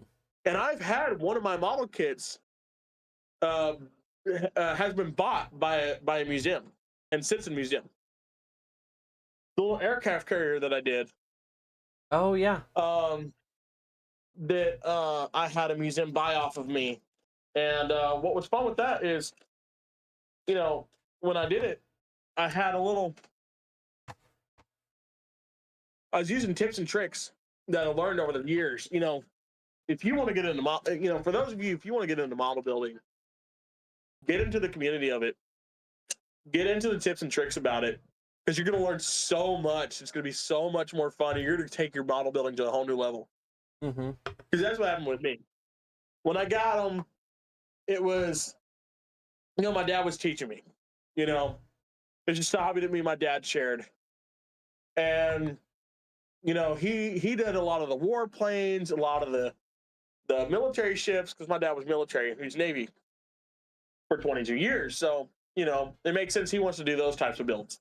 I'm a fucking nerd. It makes sense I want to do these types of builds. You know? Yeah. However, you know, my dad's done a couple of them too. You know, my dad helped me build my very first Enterprise. You know, my dad helped me build this one. And like in some ways I love the paint on it, because what looks like, you know, to me is a messed up paint stroke where I used a darker paint at first and then went back over it with the light paint. It looks like a mistake to me, but if you know, someone else looking at it, it looks like it's been weathered, you know? Yeah. Right yeah, there. It does. And so I'm starting to like kind of like, you know, try the weathering shit. But at the same time, weathering is so difficult for me. Like, I've seen people do it. I've heard people explain how to do it. It just seems difficult because the amount of work that has to go into making these things look weathered the right way. Yeah. But with the aircraft carrier, I think it was I want to say it was the Roosevelt. I had some cotton ball. I had a cotton ball that I construed and tore apart, running across the cap, and then I took a paper clip, one of the little bitty paper clips like that big, and took it apart, cut it in places, and attached the paper clip to the back of the jet, to the Tomcat, I think. Yeah, attached it to the back of an F-14 Tomcat, and one of the little bitty ones, like the ship was like no bigger than maybe that. Like it's one of the little bitty ships. Right. And it had some holes up in the front of the ship, so I stuck the other end of the paperclip inside the hole on the ship and glued it, and then put some putty over it to kind of keep it there, and then put the cotton ball up from the cap onto the paperclip to hide the paperclip, and it made it look like the jet had just been shot off the carrier. Mm-hmm. And then I kind of painted the cotton ball where I could. And I had that displaying for a long time, took a picture of it to, you know, sent it to a buddy of mine who works with museums. He works for the Smithsonian. And he goes, there's a museum that's been looking for a really cool model of that exact aircraft carrier. Would you be willing to sell it to him or lend it to him? I said, I you know, let me talk to the guy. Let me see, you know, what's going on. And but it's an old war museum that has my model kit in there, and it's a pride. It's pride for me, you know. It's something so cool to say, you know, oh, I built a model kit that was so good it's now in a museum. Mm-hmm. Because not a lot of people get to say that. But you know, model building can take you places. And in all honesty, I probably should try to get back into it bigger, better, and, you know, start posting it so I can actually maybe sell some of mine.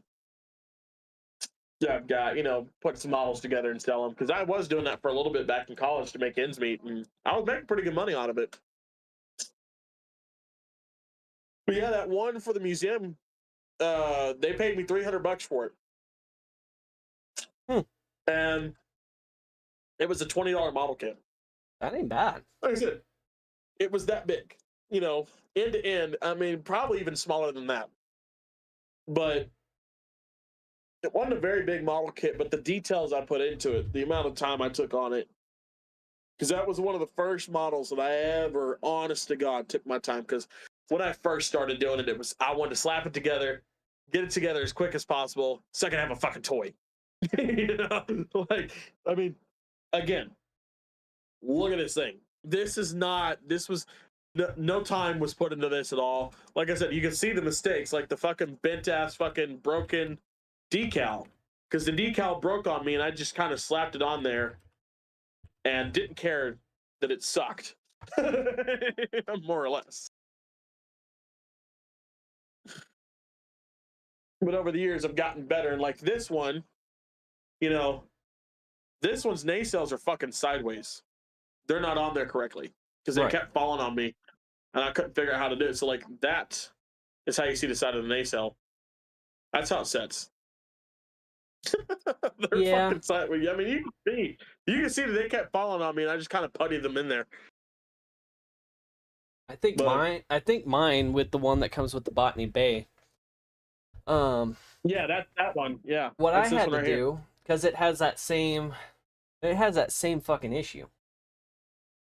And so it's a real issue for that model kit. Yeah, so what I had to do is I pushed it into position, got it to where I want it, and then super glued the son of a bitch in. Yeah. You're like, see here on this side, you can see the two different paint colors I use in this area. Right. The one that I started with and then abandoned, but it just looks like it's weathered, Yeah. Looks like this Enterprise has just been through some shit. But yeah, it's a little Botany Bay one, and like the rear of my Botany Bay, one of the little side panels fell off on the back there. Oh, so I never cared to paint the Botany Bay. Little announcement for you, Chris. Yeah. I have now integrated both YouTube and TikTok. Because two captains, one pod, the TikTok does not have access to Live Studio yet. For those of you joining us from TikTok, welcome. Because I just got it up and running. Captains, one pod. Yeah. We've been going at this for an hour, so if you want to go back and trace that other hour and a half, go on to YouTube. Or just wait for it to be up on Spotify. For those of you that are just joining us, don't know anything about us, we do a Star Trek podcast called Two Captains, One Pod. Yep. And all previous episodes up to 21 are out on Spotify right now. If you're looking for the Spotifys, go to my TikTok page, which is the guy of cosplay, or the guy that cosplays. Go into the link tree in my bio, and you'll find both the YouTube channel and the Spotify. And if you also follow us. Oh, go ahead. I was about to say, if you go onto my TikTok profile from either the live or you just find me, John Hudson Cosplay on TikTok, you can go into my link tree and all the links are there as well. The link for the YouTube, the podcast, the Spotify podcast, and everything else is on there as well. And we do have a TikTok page. We're not streaming from that TikTok page because that TikTok page is not able to stream yet, but Two Captains, One Pod on TikTok as well. Exactly. So come follow us. But yeah, like I said, I want to re-get all of my models that I've got over the years of the Enterprises and stuff like that, rebuild them, put them together, get the attention to detail in on myself, because going back and looking at these, I hide these away for a reason. Going back and looking at these, I'm not proud of these, like you can see the paint messing up there. I mean, it's god awful. And then it's not bad. This is the only thing I painted on the ship. I just made that fucking silver. I didn't care to paint the rest of it. I slapped the decals on it and left it. And then I painted that and I don't like that. I want to do better with that. But yeah, you know, it's I want to get better, you know, do some better ones, see what I can't, you know, figure out how to fix them and make them look a little bit more official, make them kind of harder to tell what's a toy, what's something that I put together. Absolutely. You know, put them up there, you know, on the same shelf as like my Excelsior classes, and go like, okay, yeah, find the model Excelsior. You know, once that comes in, you know, like I think it'd be easy to tell for those that have seen Star Trek and know that, okay, well, this one says Kitty Hawk, that's the fake one. But you know, for other people that haven't seen, you know, Star Trek, go, oh well, I can't fucking tell. Thank you. That means a lot to me. It's that one. One of these days, I'd like to get one of those kits, and actually, technically, two of them. And I think you know where I'm going with this. Yeah. And I'd have to do some serious modifications to that to make it. Oh yeah. To make it I mean, it'd United be Starship Yorktown.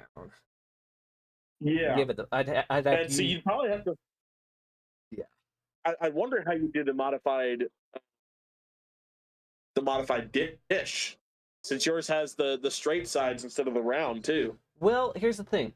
I would probably go onto eBay and I would get an old Enterprise B kit, and I'd do that.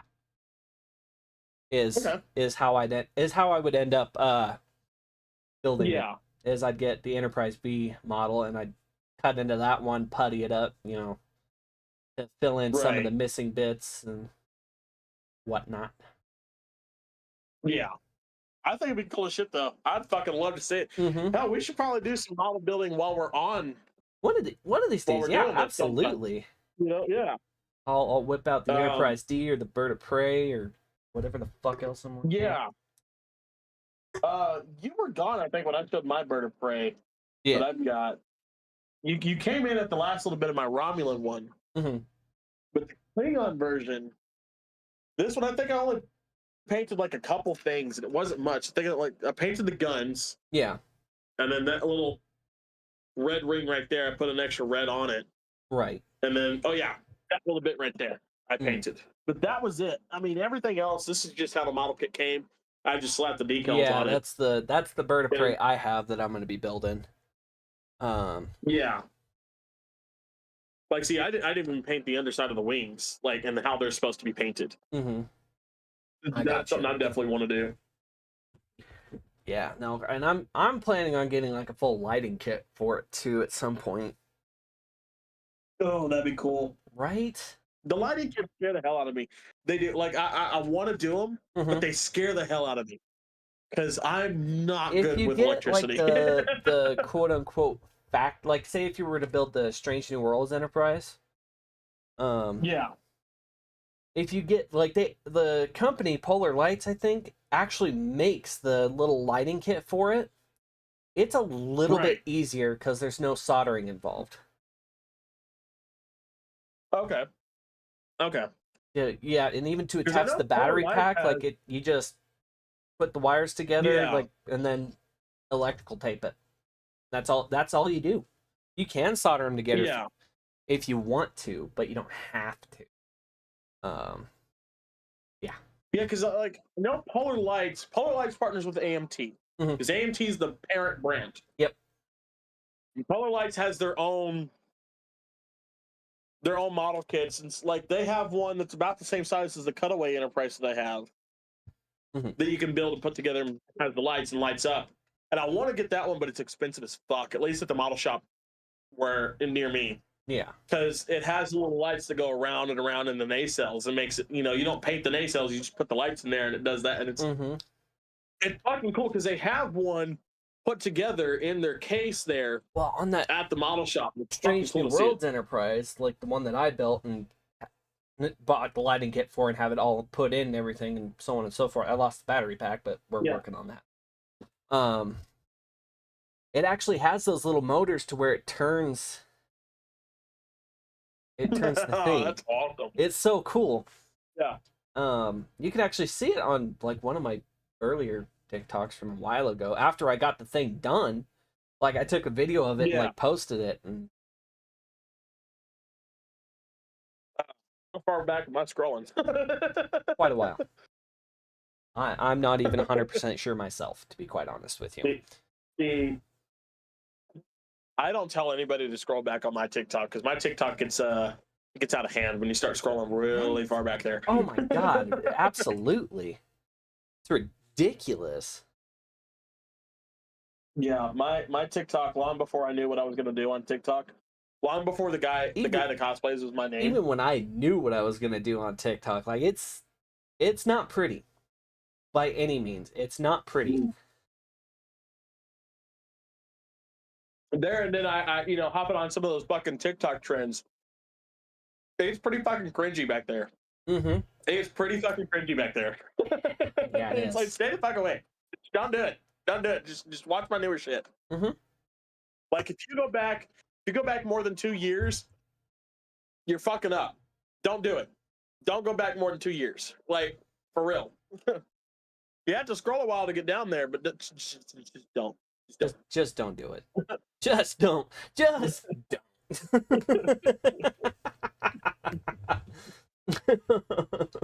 But just don't do it. No shit. Fuck. Dude, I've had this idea for a while. I think it'd be funny as shit. I've got Hamlet written entirely in Klingon. Oh yeah. I think it'd be cool as shit for me and you to perform Hamlet as Klingon. Oh god. Film that shit and put it up on the TikTok pages and shit. Oh boy. That'd be something. Mm-hmm. That'd be something. But yeah. I'm surprised, in all honesty, with how big Star Trek has gotten over the years and stuff like that, that there hasn't been a theater company out there to do that already. Oh, absolutely. I mean, I'm sure it's coming, considering the fact that there are Star Trek plays. Like Hannah saw one the other day out on TikTok. There's a theater company that does Star Trek as a play. And it's very weird. It is absolutely just, how do I put this? Good question. You just can't. I can't explain it. It's interesting. It looks cool, but very weird at the same time. It is something of its own, to say the least. Right. But like the uniforms. Okay. You remember that fucking shit ass fucking jacket I got with that one uniform just to get the original pants for the Wrath of Khan, right? Yeah, sure. Yeah, that shit jacket that I'm like, yeah. I know what you're talking about now. That's the kind of look that they have for their uniforms, and it's like, it's. I'm not gonna knock it. I'm not gonna knock it because of the type of uniform that they're using. But it's very much just how can I be? I don't know. It's fun but difficult to watch at the same time. You know what I'm saying? It's like watching a train wreck. You can't look away. Right. That's I guess how I would put that. It's like watching a train wreck that you can't look away from, and you're just I don't know. Right. Oh, I get you. Yeah, Hannah's like, we should go see that. And I was like, yeah, but that's not anywhere where we're at. So I mean, if they come to Dallas, sure. They come to where we're at. Sure, we might go if we have the money. But I wouldn't count on it. Yeah. But at the same time, hey, Hamlet would make it Klingon. Let's have some fun here. Let's balls to the wallet.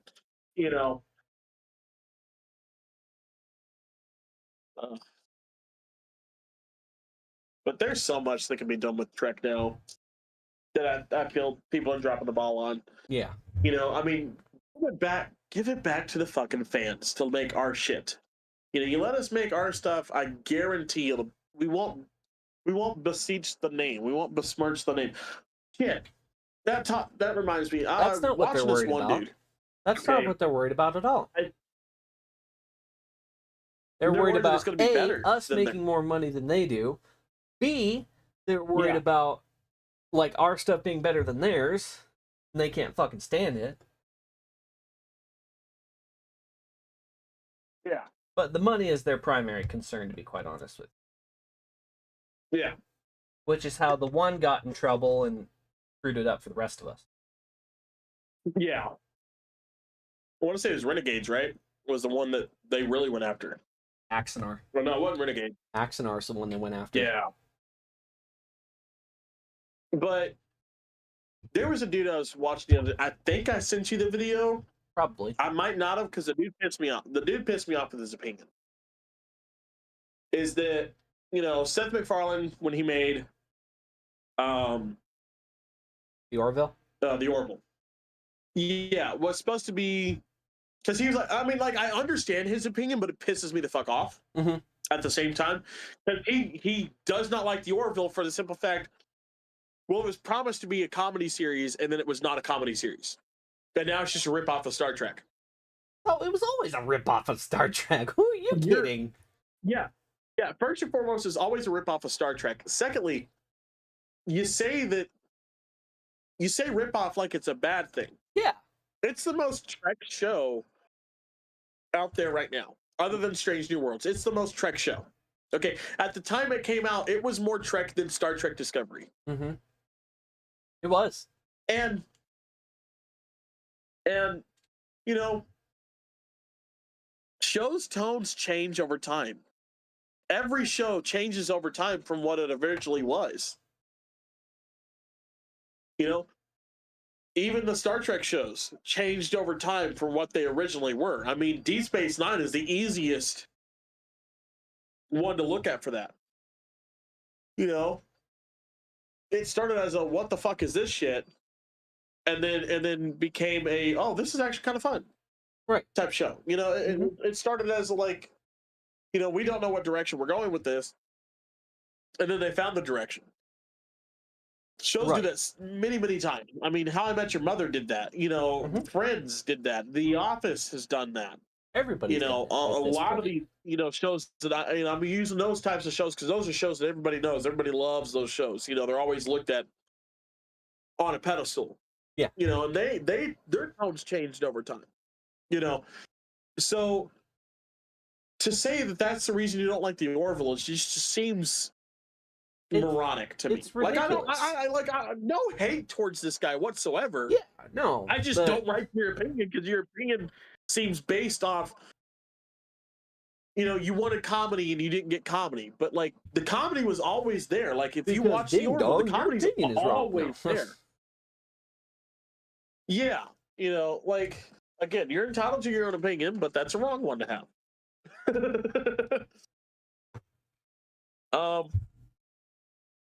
But yeah, it's just, you know, I love the Orville, and I think, you know, Seth MacFarlane has a very deep love for Star Trek. I mean, look at Ted 2. You know, if you look at Ted 2, the Comic-Con scene, look at Family Guy, look at American Dad, like look at anything he's done, and you see it. Done. You know, like Ted 2, the Comic-Con scene, you can tell who Seth MacFarlane's favorite shows were growing up. Mm-hmm. The Ninja Turtles, Star Trek, and Flash Gordon. Because those are the three costumes you see the most in that Comic-Con scene. Speaking of, look up Seth MacFarlane's Star Trek fan film on YouTube. You will be thoroughly entertained. Oh? It was when did he do that? When he was in high school. It is very interesting.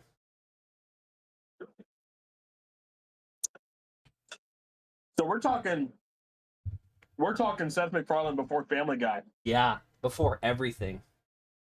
Hmm. He made a fan film and he put it up on YouTube. I don't remember if it was a school project or not, but he made one and he put it up, and I think you could still find it. I think all you have to do is like type up Star Trek Seth MacFarlane fan film. I think. I don't know. I don't remember off the top of my head.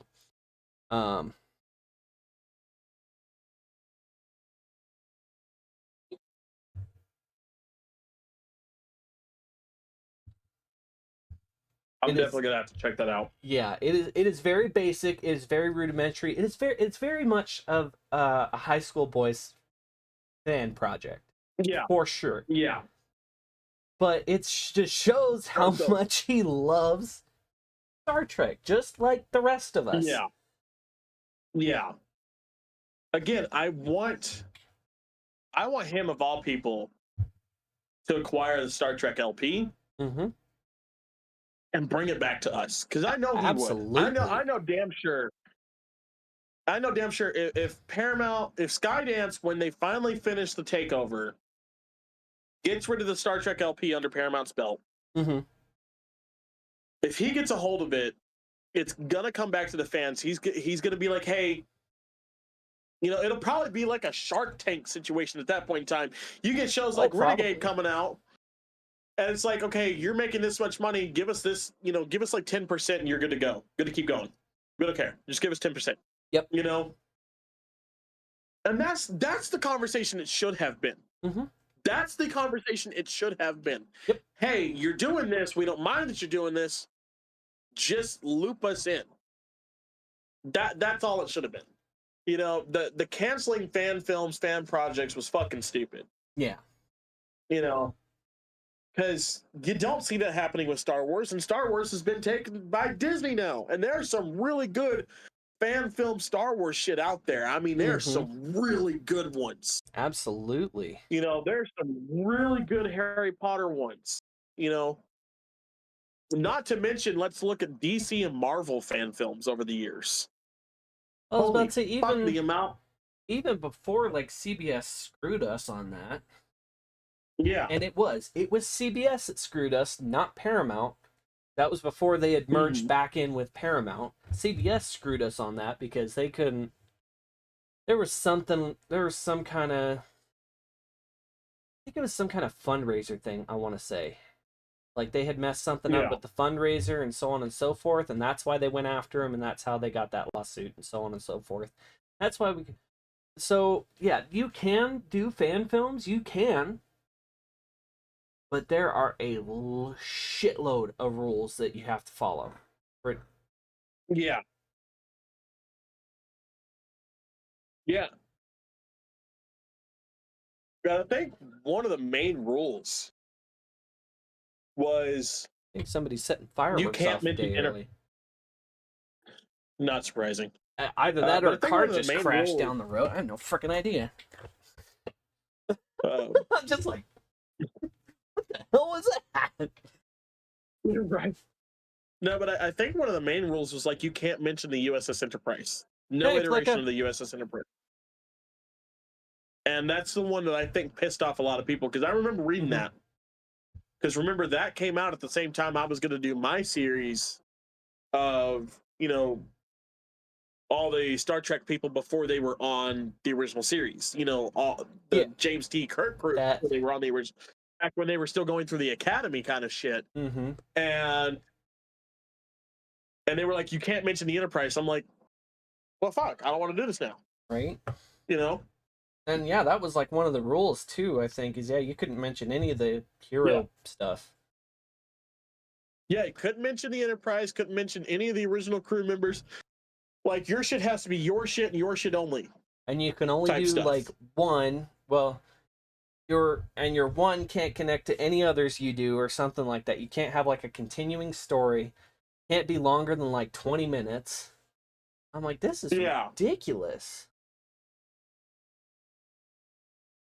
Hence why I was doing the hence why I'm doing the audio drama, is because there's no related rules regulations on it. Yeah.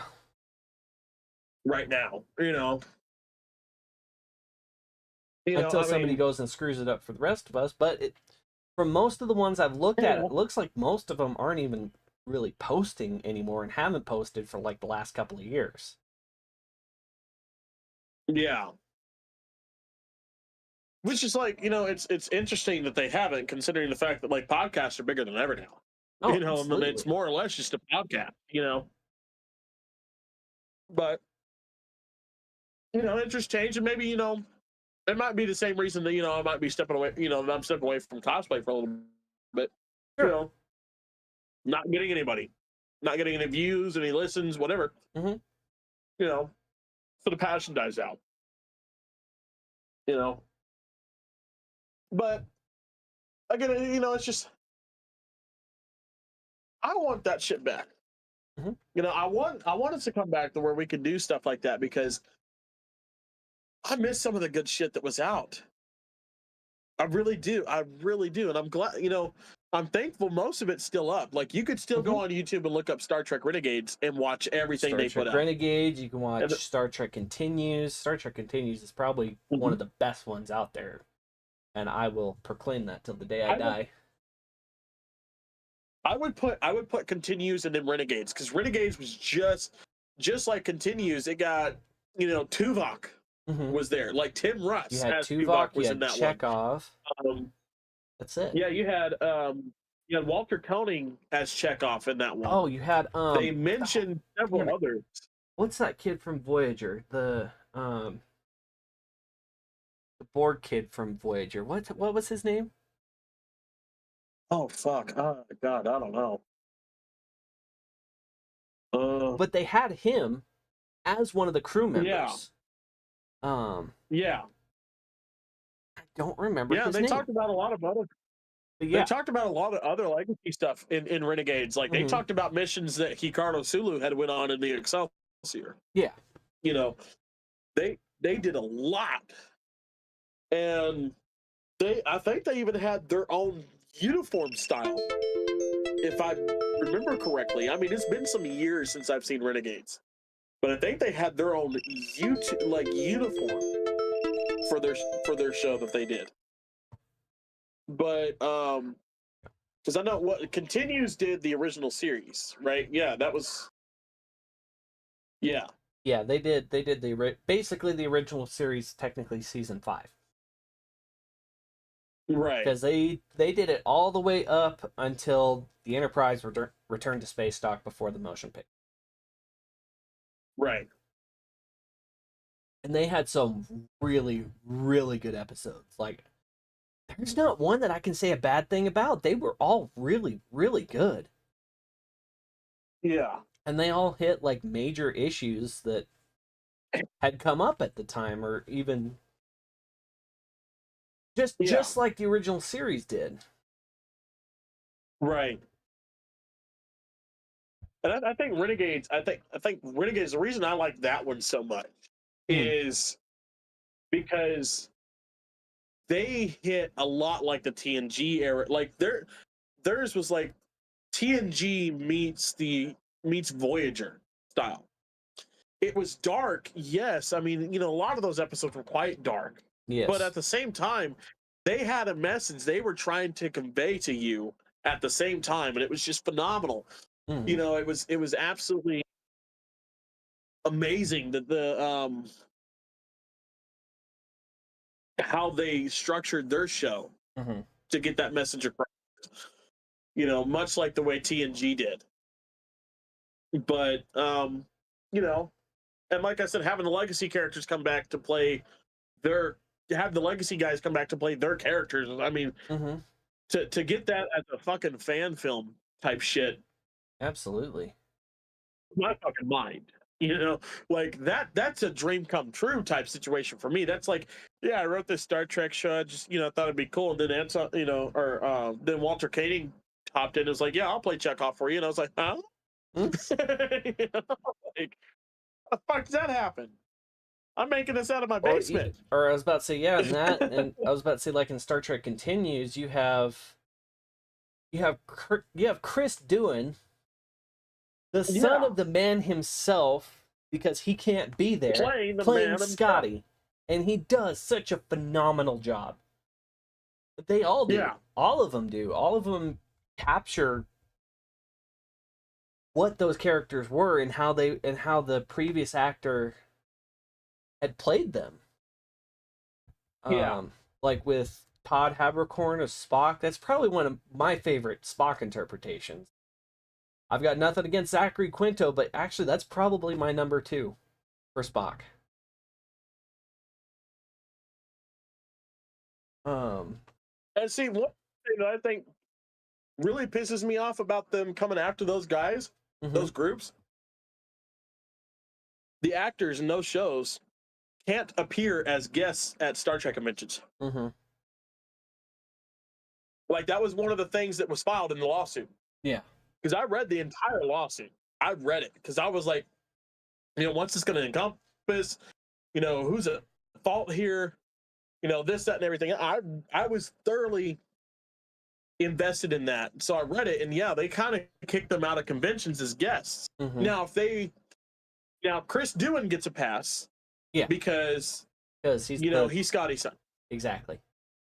Tim Russ gets a pass because he's Tuvok. Walter Koenig gets a pass because he's Chekhov. But everybody else that dedicated their time and energy and their whole heart and soul into those roles, they don't get to do that. And there's fans of those series. I mean, me and you. I would love to meet any of those guys and go, holy shit, how the fuck you pull this off? I want to have a conversation. How the fuck do you pull this off? Yeah.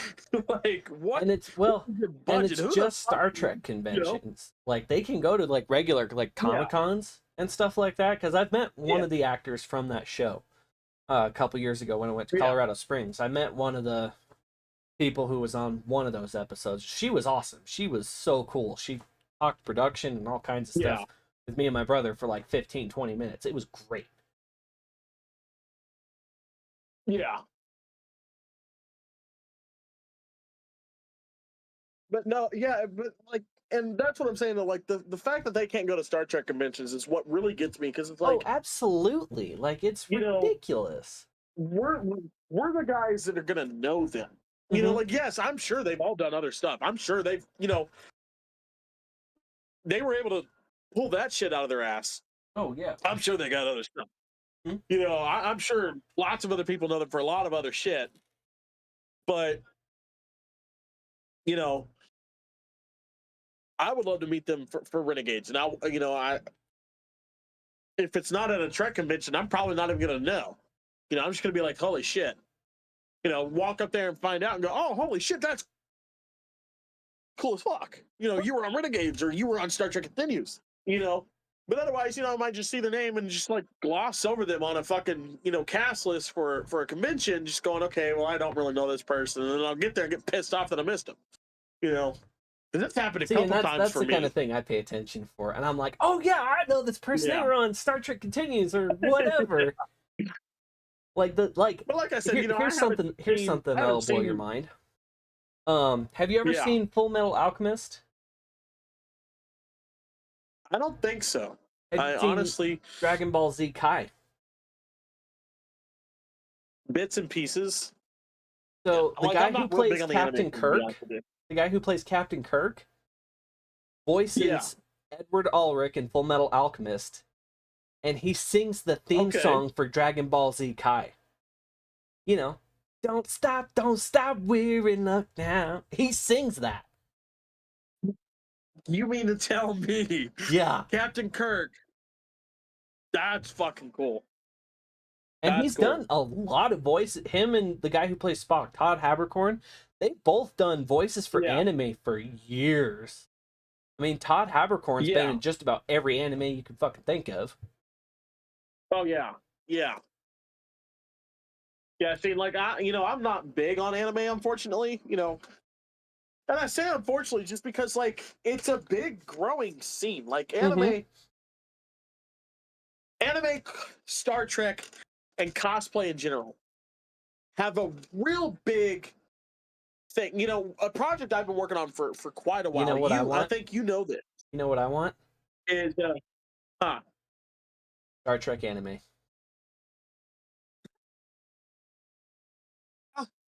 But no, like the project I've been working on for quite a while, about a couple years now, has been why cosplay. Which is, you know, I've got together a lot of my cosplay friends, some of my older cosplay friends that, you know, have been cosplaying since like my mom was going to conventions. Right. You know, they're that old, you know. And talking about, you know, why is cosplay so important now?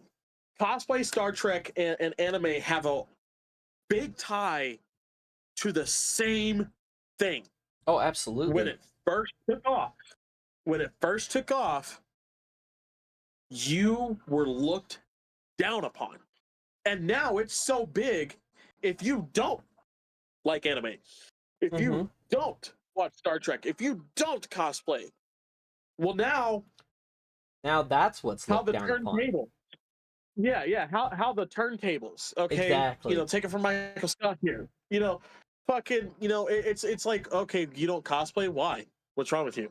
You know, and I've been writing this, or I've been doing this little docu-series thing that I've been trying to put together for a while. And John, I might need your help with the editing and shit, in all honesty. But, you know, I've been trying to put it together for a while and really tell the story of, you know, back when my mom was going to conventions, it wasn't exactly a good thing to mention you were doing. Yeah. You didn't put it out in the universe that, oh, I'm going to this convention.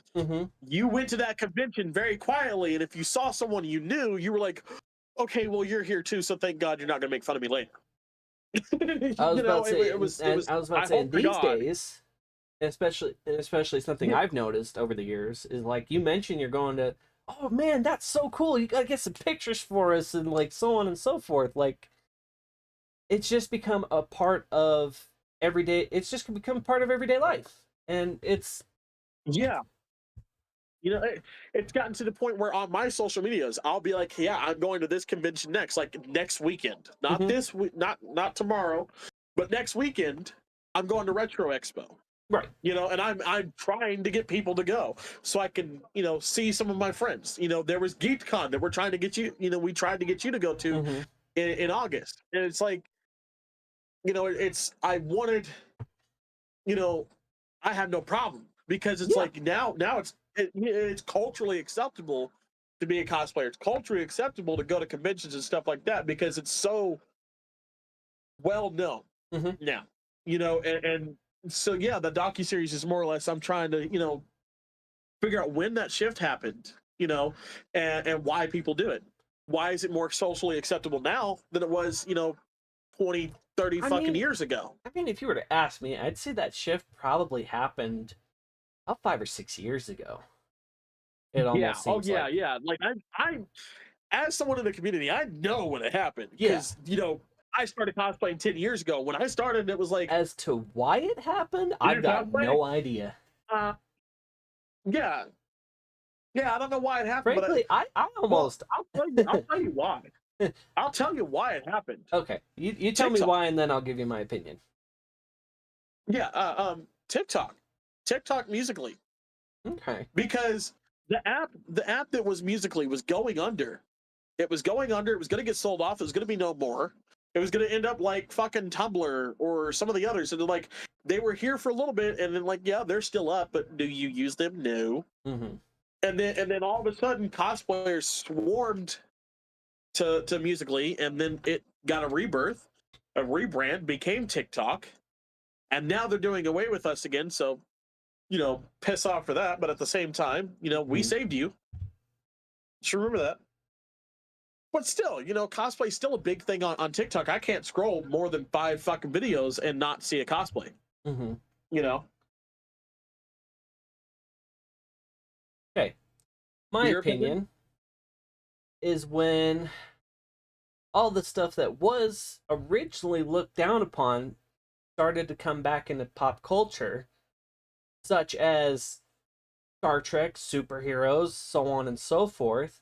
all of that started to come back into pop culture and to become really popular again, especially Star Trek. Star Trek before 2017 was like, you're a nerd with a fucking neckbeard. Mm-hmm. And then after Star Trek Discovery came out, which is the only reason I'm thankful for Star Trek Discovery, it brought it back into pop culture and back into popularity.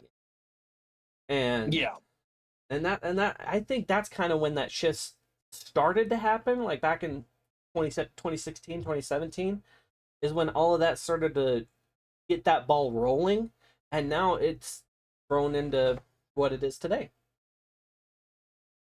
Yeah, you know, I kind of got to agree with that because, again, yeah, before 2008, if you knew who the fuck the Avengers were, Mm-hmm. you were a comic book nerd with the neckbeard. Yep. Okay, you got no bitches. Okay, Yeah. you were a nerd, a fat nerd sitting in your mom's basement. If you knew who the fuck the Avengers were, because Yeah. the Marvel A-Team was the Fantastic Four and Spider-Man, and those were the only acceptable answers because those movies were already out. Right.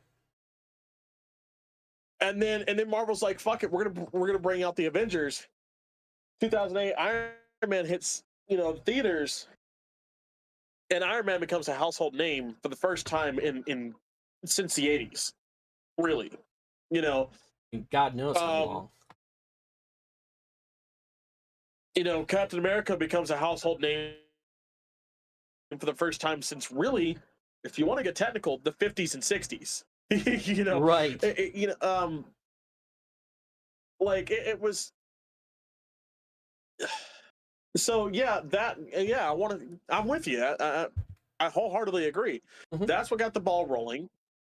You get, Star Wars came back into popularity, after a little, in 2017. Right. Star Trek came back into popularity in 2017. We've already had, at that point in time, we'd already had the vampires and werewolf girlies already got their shit out with Twilight. Say what you will, but it made fantasy not so looked down upon anymore. That's a fair point. Yeah, like, I mean, I'll still roll my eyes, and that's a hill I will die on. But yeah. I agree with you, but I'm still gonna roll my eyes. Fantasy, they got fantasy back to being popular again, and then it was animes like My Hero Academia popped up, and because previously the only anime that was really acceptable, and it's not even really considered anime, like it's anime air quotes. You had Avatar: The Last Airbender, again anime air quotes, and then Dragon Ball Z kind of hits the anime air quotes section. Like, yes, it's anime, but it's mainstream anime. It's like a oh, what anime did you start watching? Yeah. Oh, Dragon Ball Z. That got me into anime. Now I'm watching like My Sword Online 2, or Fairy Tail, or this or that. Yeah, see, Sword Art Online is what got me into anime. Yeah. But those started coming out. And so, yeah, I kind of totally agree with you that's kind of what got it in there. And like I said, social media, I was about to say, it became and then, easier to access people that are more like-minded. Happened. Yeah, and then TikTok happened, and then boom.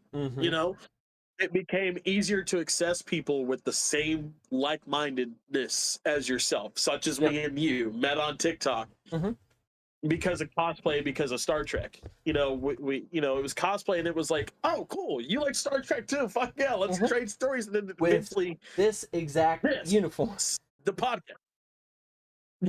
Yeah, that exact uniform. I've had this uniform for 3 or 4 years now.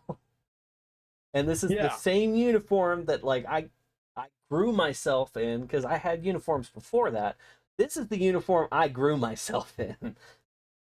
This is the moneymaker. Not really, but you know what I mean. That'll probably be my Monster Maroon.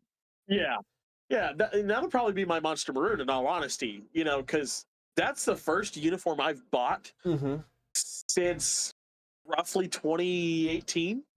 I think was the last time I bought it was 2018, because it's a Discovery uniform that I bought. Right. And I bought it right as the Strange New Worlds episode, or not Strange New Worlds, but like the episode that featured Pike. Yeah, that's Strange New Worlds. Was on, and they had that. Was it called Strange New Worlds? The title of that episode? No, because I'm talking about the Discovery episode that had Pike and his crew. Oh, the Discovery. Okay, I thought you were talking about I thought you were talking about the Strange New Worlds episode that featured that uniform. So I thought, yeah. No. I'm talking about the Discovery episode that featured the Strange New Worlds crew when they had the Discovery-esque uniform, but it was done up in the original series colors. I just bought this Discovery uniform, and I wasn't going to get paid for a couple weeks when they launched that uniform available to buy, and I was so pissed because I wanted that one because I was like, "Oh, that looks fucking cool as shit." You know? I kind of want the Strange New Worlds uniform. I like the look of that. I do. It kind of looks roughly like the Star Trek Beyond uniform. Mm-hmm.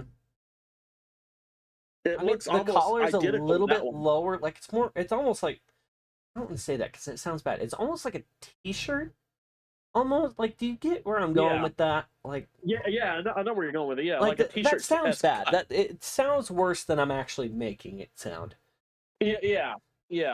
But you know, but it looks good for what it is. Oh, looks amazing. Like I said, I don't dislike it. I mean, the only thing I would change. I remember shitting my pants is the rank when Pike wore the green. I remember shitting my pants. Yeah. I was like, "Damn, that's cool! Yeah. Like that is awesome. I want one of those." Yeah. The only thing I would change, honestly, the ranking. Mm-hmm. Just because the rankings look like the 2009 Kelvin timeline rankings rather than the original series rankings. I'm like, I want the original series rankings back. Those are my favorites. Like, even if they don't make it a braid, like, just, like, make the small ones. Divide those up. Make them the dashes like they used to be. Right. Make them look like Star Trek the Animated Series. Right. Because they still did just the lines, but they had their ranks down. I'll say that. Yeah. That, and then I would probably change the color of the ranks to the fucking gold that it's supposed to be. Yeah. Because I swear to God, man, on the blue and the reds, I can't tell what your fucking rank is. Well, in that last episode of that first season of Strange New Worlds, they do have the gold rankings. I don't know if you noticed that or not. If you look at the last episode of season 1, and you look at their sleeves, they've got the gold ranks on. And that was one of the first things I noticed. I'm like, oh, that's kick-ass attention to detail. That's cool. I like that. Like, so I think they're wanting to head in that direction. I just don't think they've gotten there quite yet. Yeah. Like, don't get me wrong. No. The metallic blue and the metallic red for the rankings look badass, but because it's so close in color to the sleeve, I can't tell what rank you are. Like, I'm just trying to count the glares of the light on the fucking rank to try to figure out who's fucking what. I was about to say, or make the color on them just a little bit brighter, like to make them stand out a little bit, so you can actually see that there are stripes on that uniform. And more yellow shirts need to be in the background of Strange New Worlds. There are too few yellow shirts in Strange New Worlds. Like, it's become a game for Hannah to watch it and go, well, there's a yellow shirt. Well, there's a yellow shirt. Like, and I mean, we play spot the yellow shirt. At least for me, it makes a little bit more sense that there's like less yellow shirts. Because if you think about it, my only gripe is that the helm and navigation aren't gold shirts like they've always been. That's my only gripe. Other than that, most of the time you'd be seeing blue or red.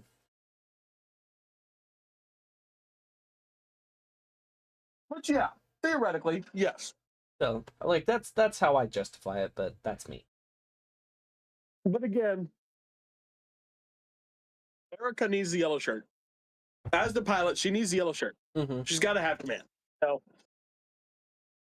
I don't know. But I guess Paramount doesn't appreciate our bright idea. I don't know. I don't know what you're doing. My Titanic one's over there if you want to grab it.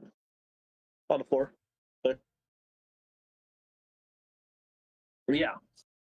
You know. Yes, I know.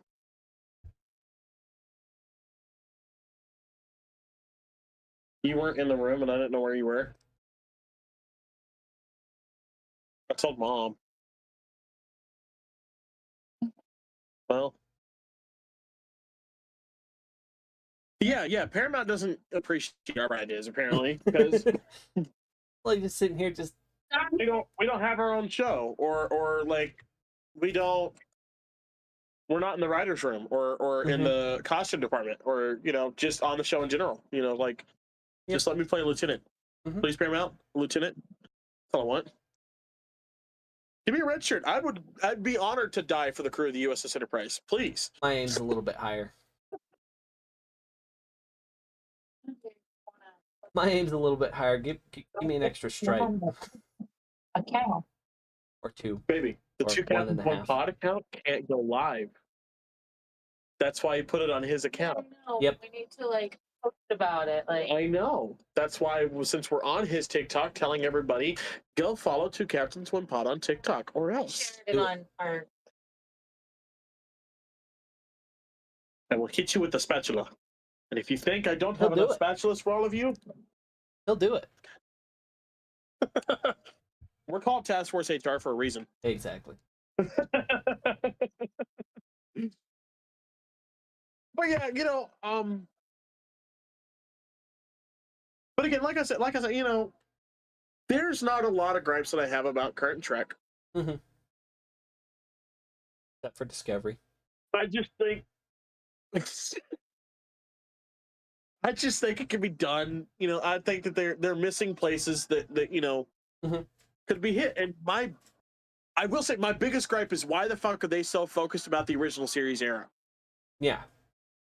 Yeah, because again, Discovery. You want Discovery, and Discovery is supposed to be right before, Kirk in the Enterprise. Okay, but then the fans hate it so much, you're like, fuck it, we'll just go to the future. You cover your own ass by going to the future, and we still fucking hated it, so you canceled it. And then you were like, well, here's Strange New Worlds, which is about Pike and his crew. Which again, don't get me wrong, I love that show.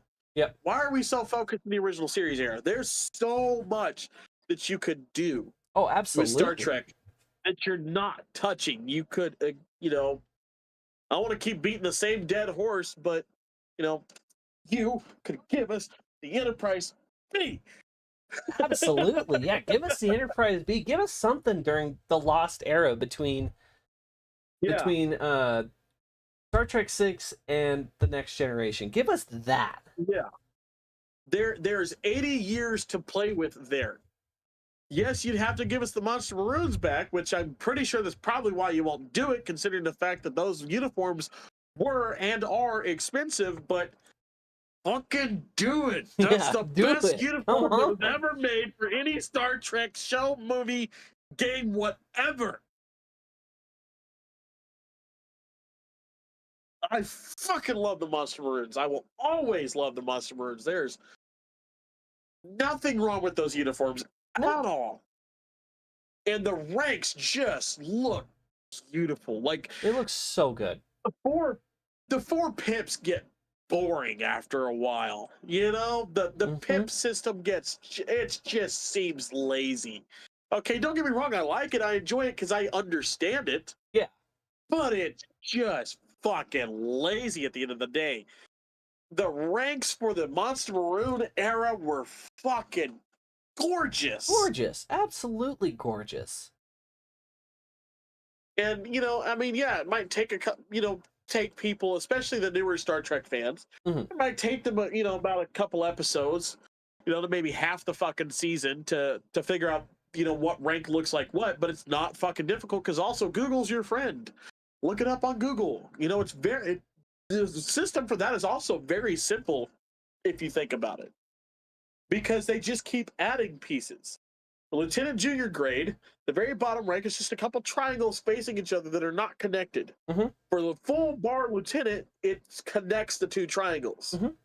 Then, as a commander, the sides connect and you start deleting the bar in the middle. Well, Then captain, it's so you get to lieutenant. You've got that full bar in between the two triangles. Yeah. Then lieutenant commander gets a little bit different. You've got kind of a weird, like, you've got a hexagon with the two pointed ends inverted. Yeah. And then you've got a bar through the middle of it. Commander adds an extra bar.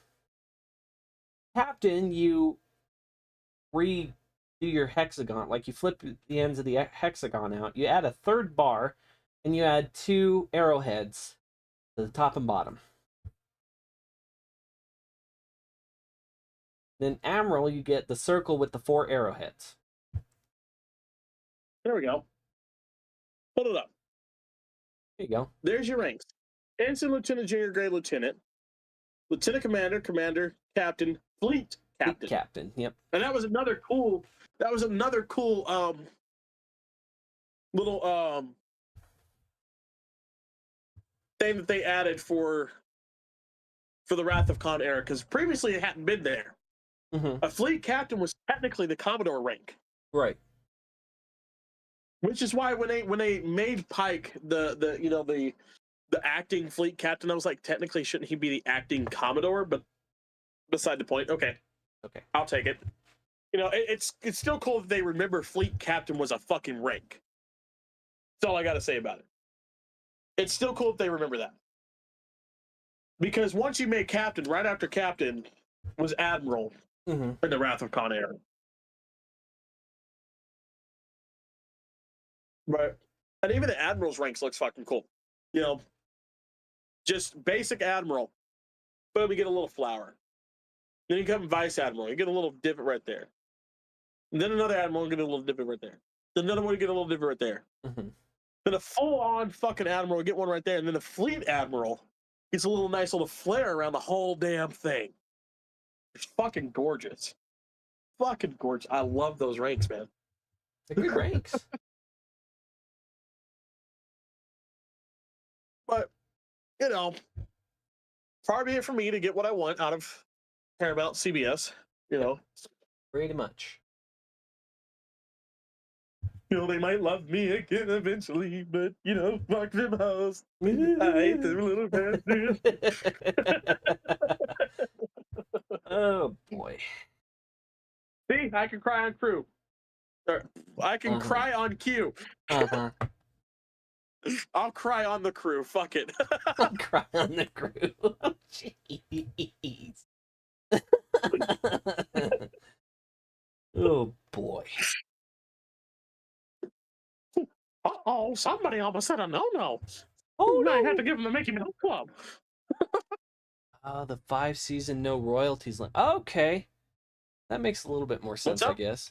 I guess from Mr. Michael Chan here, they were not canceled. They had reached the 5-season no royalties limit for Discovery. I guess that's why all the Star Trek shows are five seasons, come to think of it. What the fuck? Yeah, I have no idea. You mean they have a cap for them now? I guess so. I'm sorry. Since Well, when did TV get so Well, if you think about it, Discovery got 5 seasons. Yeah. Lower Decks got 5 seasons. 5 seasons. Strange New Worlds is going to have 5 seasons. Ending 5, yeah. Huh. So what the okay, so Michael, what is the no royalty? What does that mean? Because to me that sounds like I'm a little confused on that as well. As long as you don't mind explaining that to us from two guys who have no idea what the hell that means. Yeah, because to me that sounds like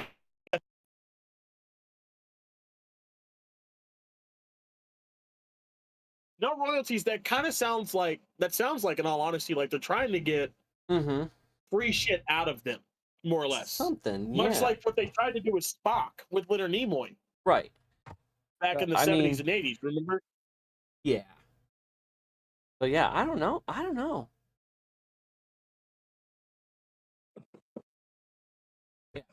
If you don't mind enlightening us, because we have no idea. Yeah, if you're still there. If you're still there, man. There. I have no idea what that means. And it just sounds like they're trying to it sounds fucked off, underhanded, sketchy bullshit, if you ask me. So SAG negotiated. Basically, producers have to pay actors for airing older episodes, like rerun. Oh, okay. That makes more sense. Huh. Wait, what? So SAG negotiated when basically producers have to pay actors for airing older episodes. Kind of like reruns, he said. So that's okay. That makes a little bit more sense, I guess.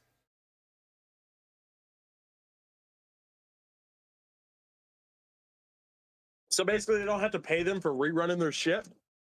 That's what it sounds like. Yeah, some sketchy, underhanded bullshit. That does sound like sketchy. Well, I mean, no. Oh, okay. Oh, okay.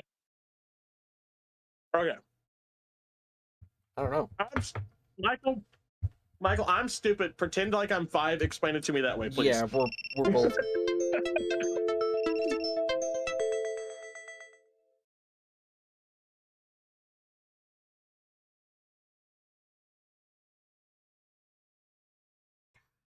Yeah, we know.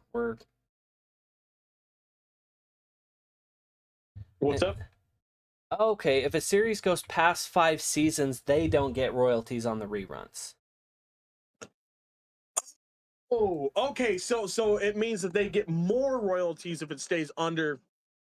Okay. Yeah. So it's not I sketchy, think underhanded bullshit. It's not sketchy, underhanded bullshit. It's we're doing what's best for our actors. If gotcha. they get okay, yeah. I see what he's talking about. That makes me feel a little bit better. Okay. That makes if under 5, no reruns. If they go, okay, yeah. I get it now. Gotcha. Okay. That makes more sense and makes me feel a little bit better about it. But even still, it just, it's just fucking irritating that we're not getting anything past 5 anymore. Yeah. And it feels like any show. Like, I'm sorry. Yeah, it does. Streaming has feels killed like every TV. show these Streaming days. has killed people. Over 5, you get paid for reruns. Not... If not, you don't get paid for reruns. That is. Oh my god. Yeah. But see, now you'd be lucky to get past 10 episodes a season because of streaming.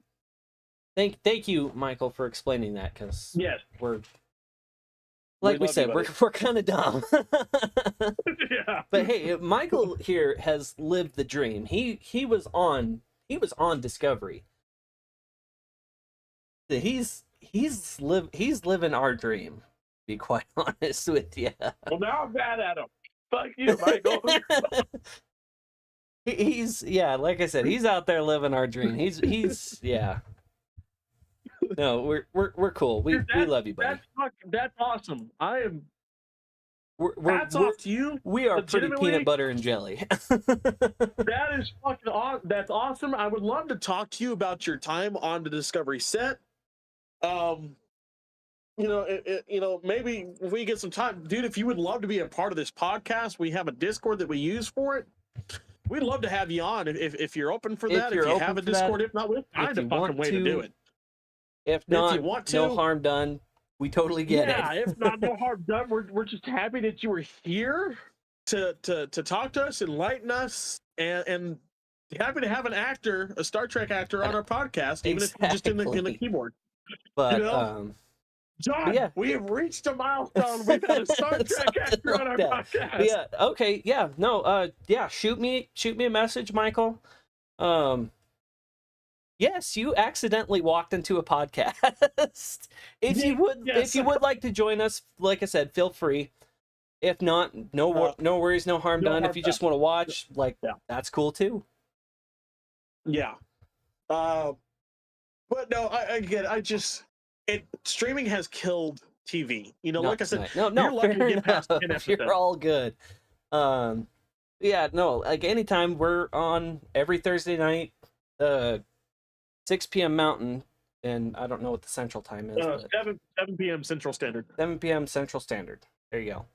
So if you'd like to join us, yeah, just shoot me a message or something like that. Just let us know. We'd be more than happy to have you. But yeah, you know, like again, streaming has killed TV though. Like you're lucky to get past 10 episodes a season now with streaming. You know, you're sure the episodes might be longer, but like not even really, especially with Star Trek streaming shows. Oh, absolutely. Because the episodes for Strange New Worlds are about 45 minutes once you take all the commercials out. Mm-hmm. The episodes for TNG were 45 minutes once you took all the fucking commercials out. Right. You know, like we're not even getting full series when it comes to Star Trek now because of the streaming. I mean, don't get me wrong, streaming's cool. You know, like I like my streaming, you know, but at the same time, it has killed what we know as TV. And like, yes, I get it. Attention spans change over time. Yep. But if it's Star Trek, I'm gonna watch it. You know, if you give me 10 episodes, I'm gonna watch all 10. You give me 20 episodes, I'm watching all 20. It doesn't fucking matter to me. The more you give me, the more I love. You know, I'm a glutton for fucking Star Trek. Give me more. Give me more. Give me more. Give me more. Give me more. You know. But you know, I mean, I understand the shift. You know, times change, technology changes. You know, things are going to be different. Mm-hmm. But it's just, you know, for Trek having come out pretty regularly throughout every series that was done, bare minimum 3 seasons. Yep. 20 to 22 to even 26 episodes a season. Every season, for each year that it was out, you know, for 3 of the 5 shows that were on regular TV, having 7 seasons apiece. Okay, that makes sense. Going from that to a streaming service, you know, like we got nothing for the longest time, then going to a streaming service, and now it's 10 episodes a season. 5 seasons. So like that's all you're ever gonna get. Like Mr. Chan here just said, streaming and networks in general, a huge metric they use is how second screen something is, meaning they consider our phones primary and they look at TV and movies as secondary, which makes a lot of sense for how they're right. Right, like I understand. I totally understand the reasoning. I understand the model in which they use, because it's the same model, you know, we've been using for our podcast. Mm-hmm. It's the same model that I've been using for, you know, eventually when I get to drop, you know, Why Cosplay, my little docuseries, it's going to be that I'm using that same model. So like, I totally understand. Yeah. But at the same time, I'm just, you know, again, I wish we had more episodes per season.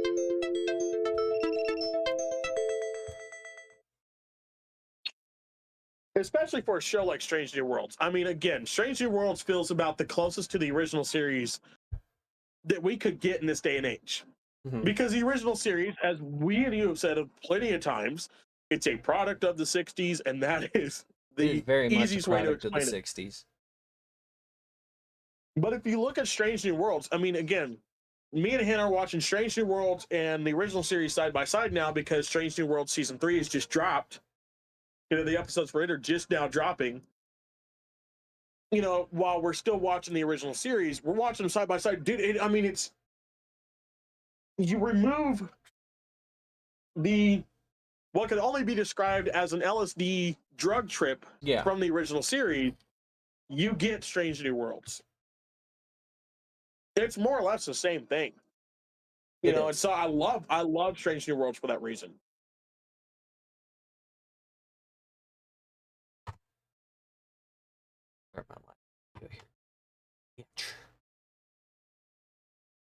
Did it cancel you on TikTok? Yeah, because, well, not like cancel, but like it's like, you've been inactive, you stupid son of a bitch. And I'm like, I'm going to kill you. Well, what we can do is we can go ahead and end it here. It's been about 3 hours now. Yeah, it has. So go ahead and end it here. And then I was thinking about going live on TikTok anyways. Yeah. Afterwards. So thank you guys for season 1, episode 21. Two Captains, 1 Pod has been here. We've done the thing. We're on 22. 22, that's right. 22. 21 episodes are up on Spotify as of a couple days ago. Our main man, John here, has been working his ass off to get these things up. Yep. So they're all out on Spotify for you guys to enjoy. Everything, again, is also back on the YouTube for you guys to enjoy. If you want to hear the Dead Space, if you want to hear some of the more fucked off jokes that don't make it to Spotify, hit the YouTube up. Most of the fucked up jokes are making it to Spotify. I can tell you that right now. Yeah. Because I don't feel like doing that much editing.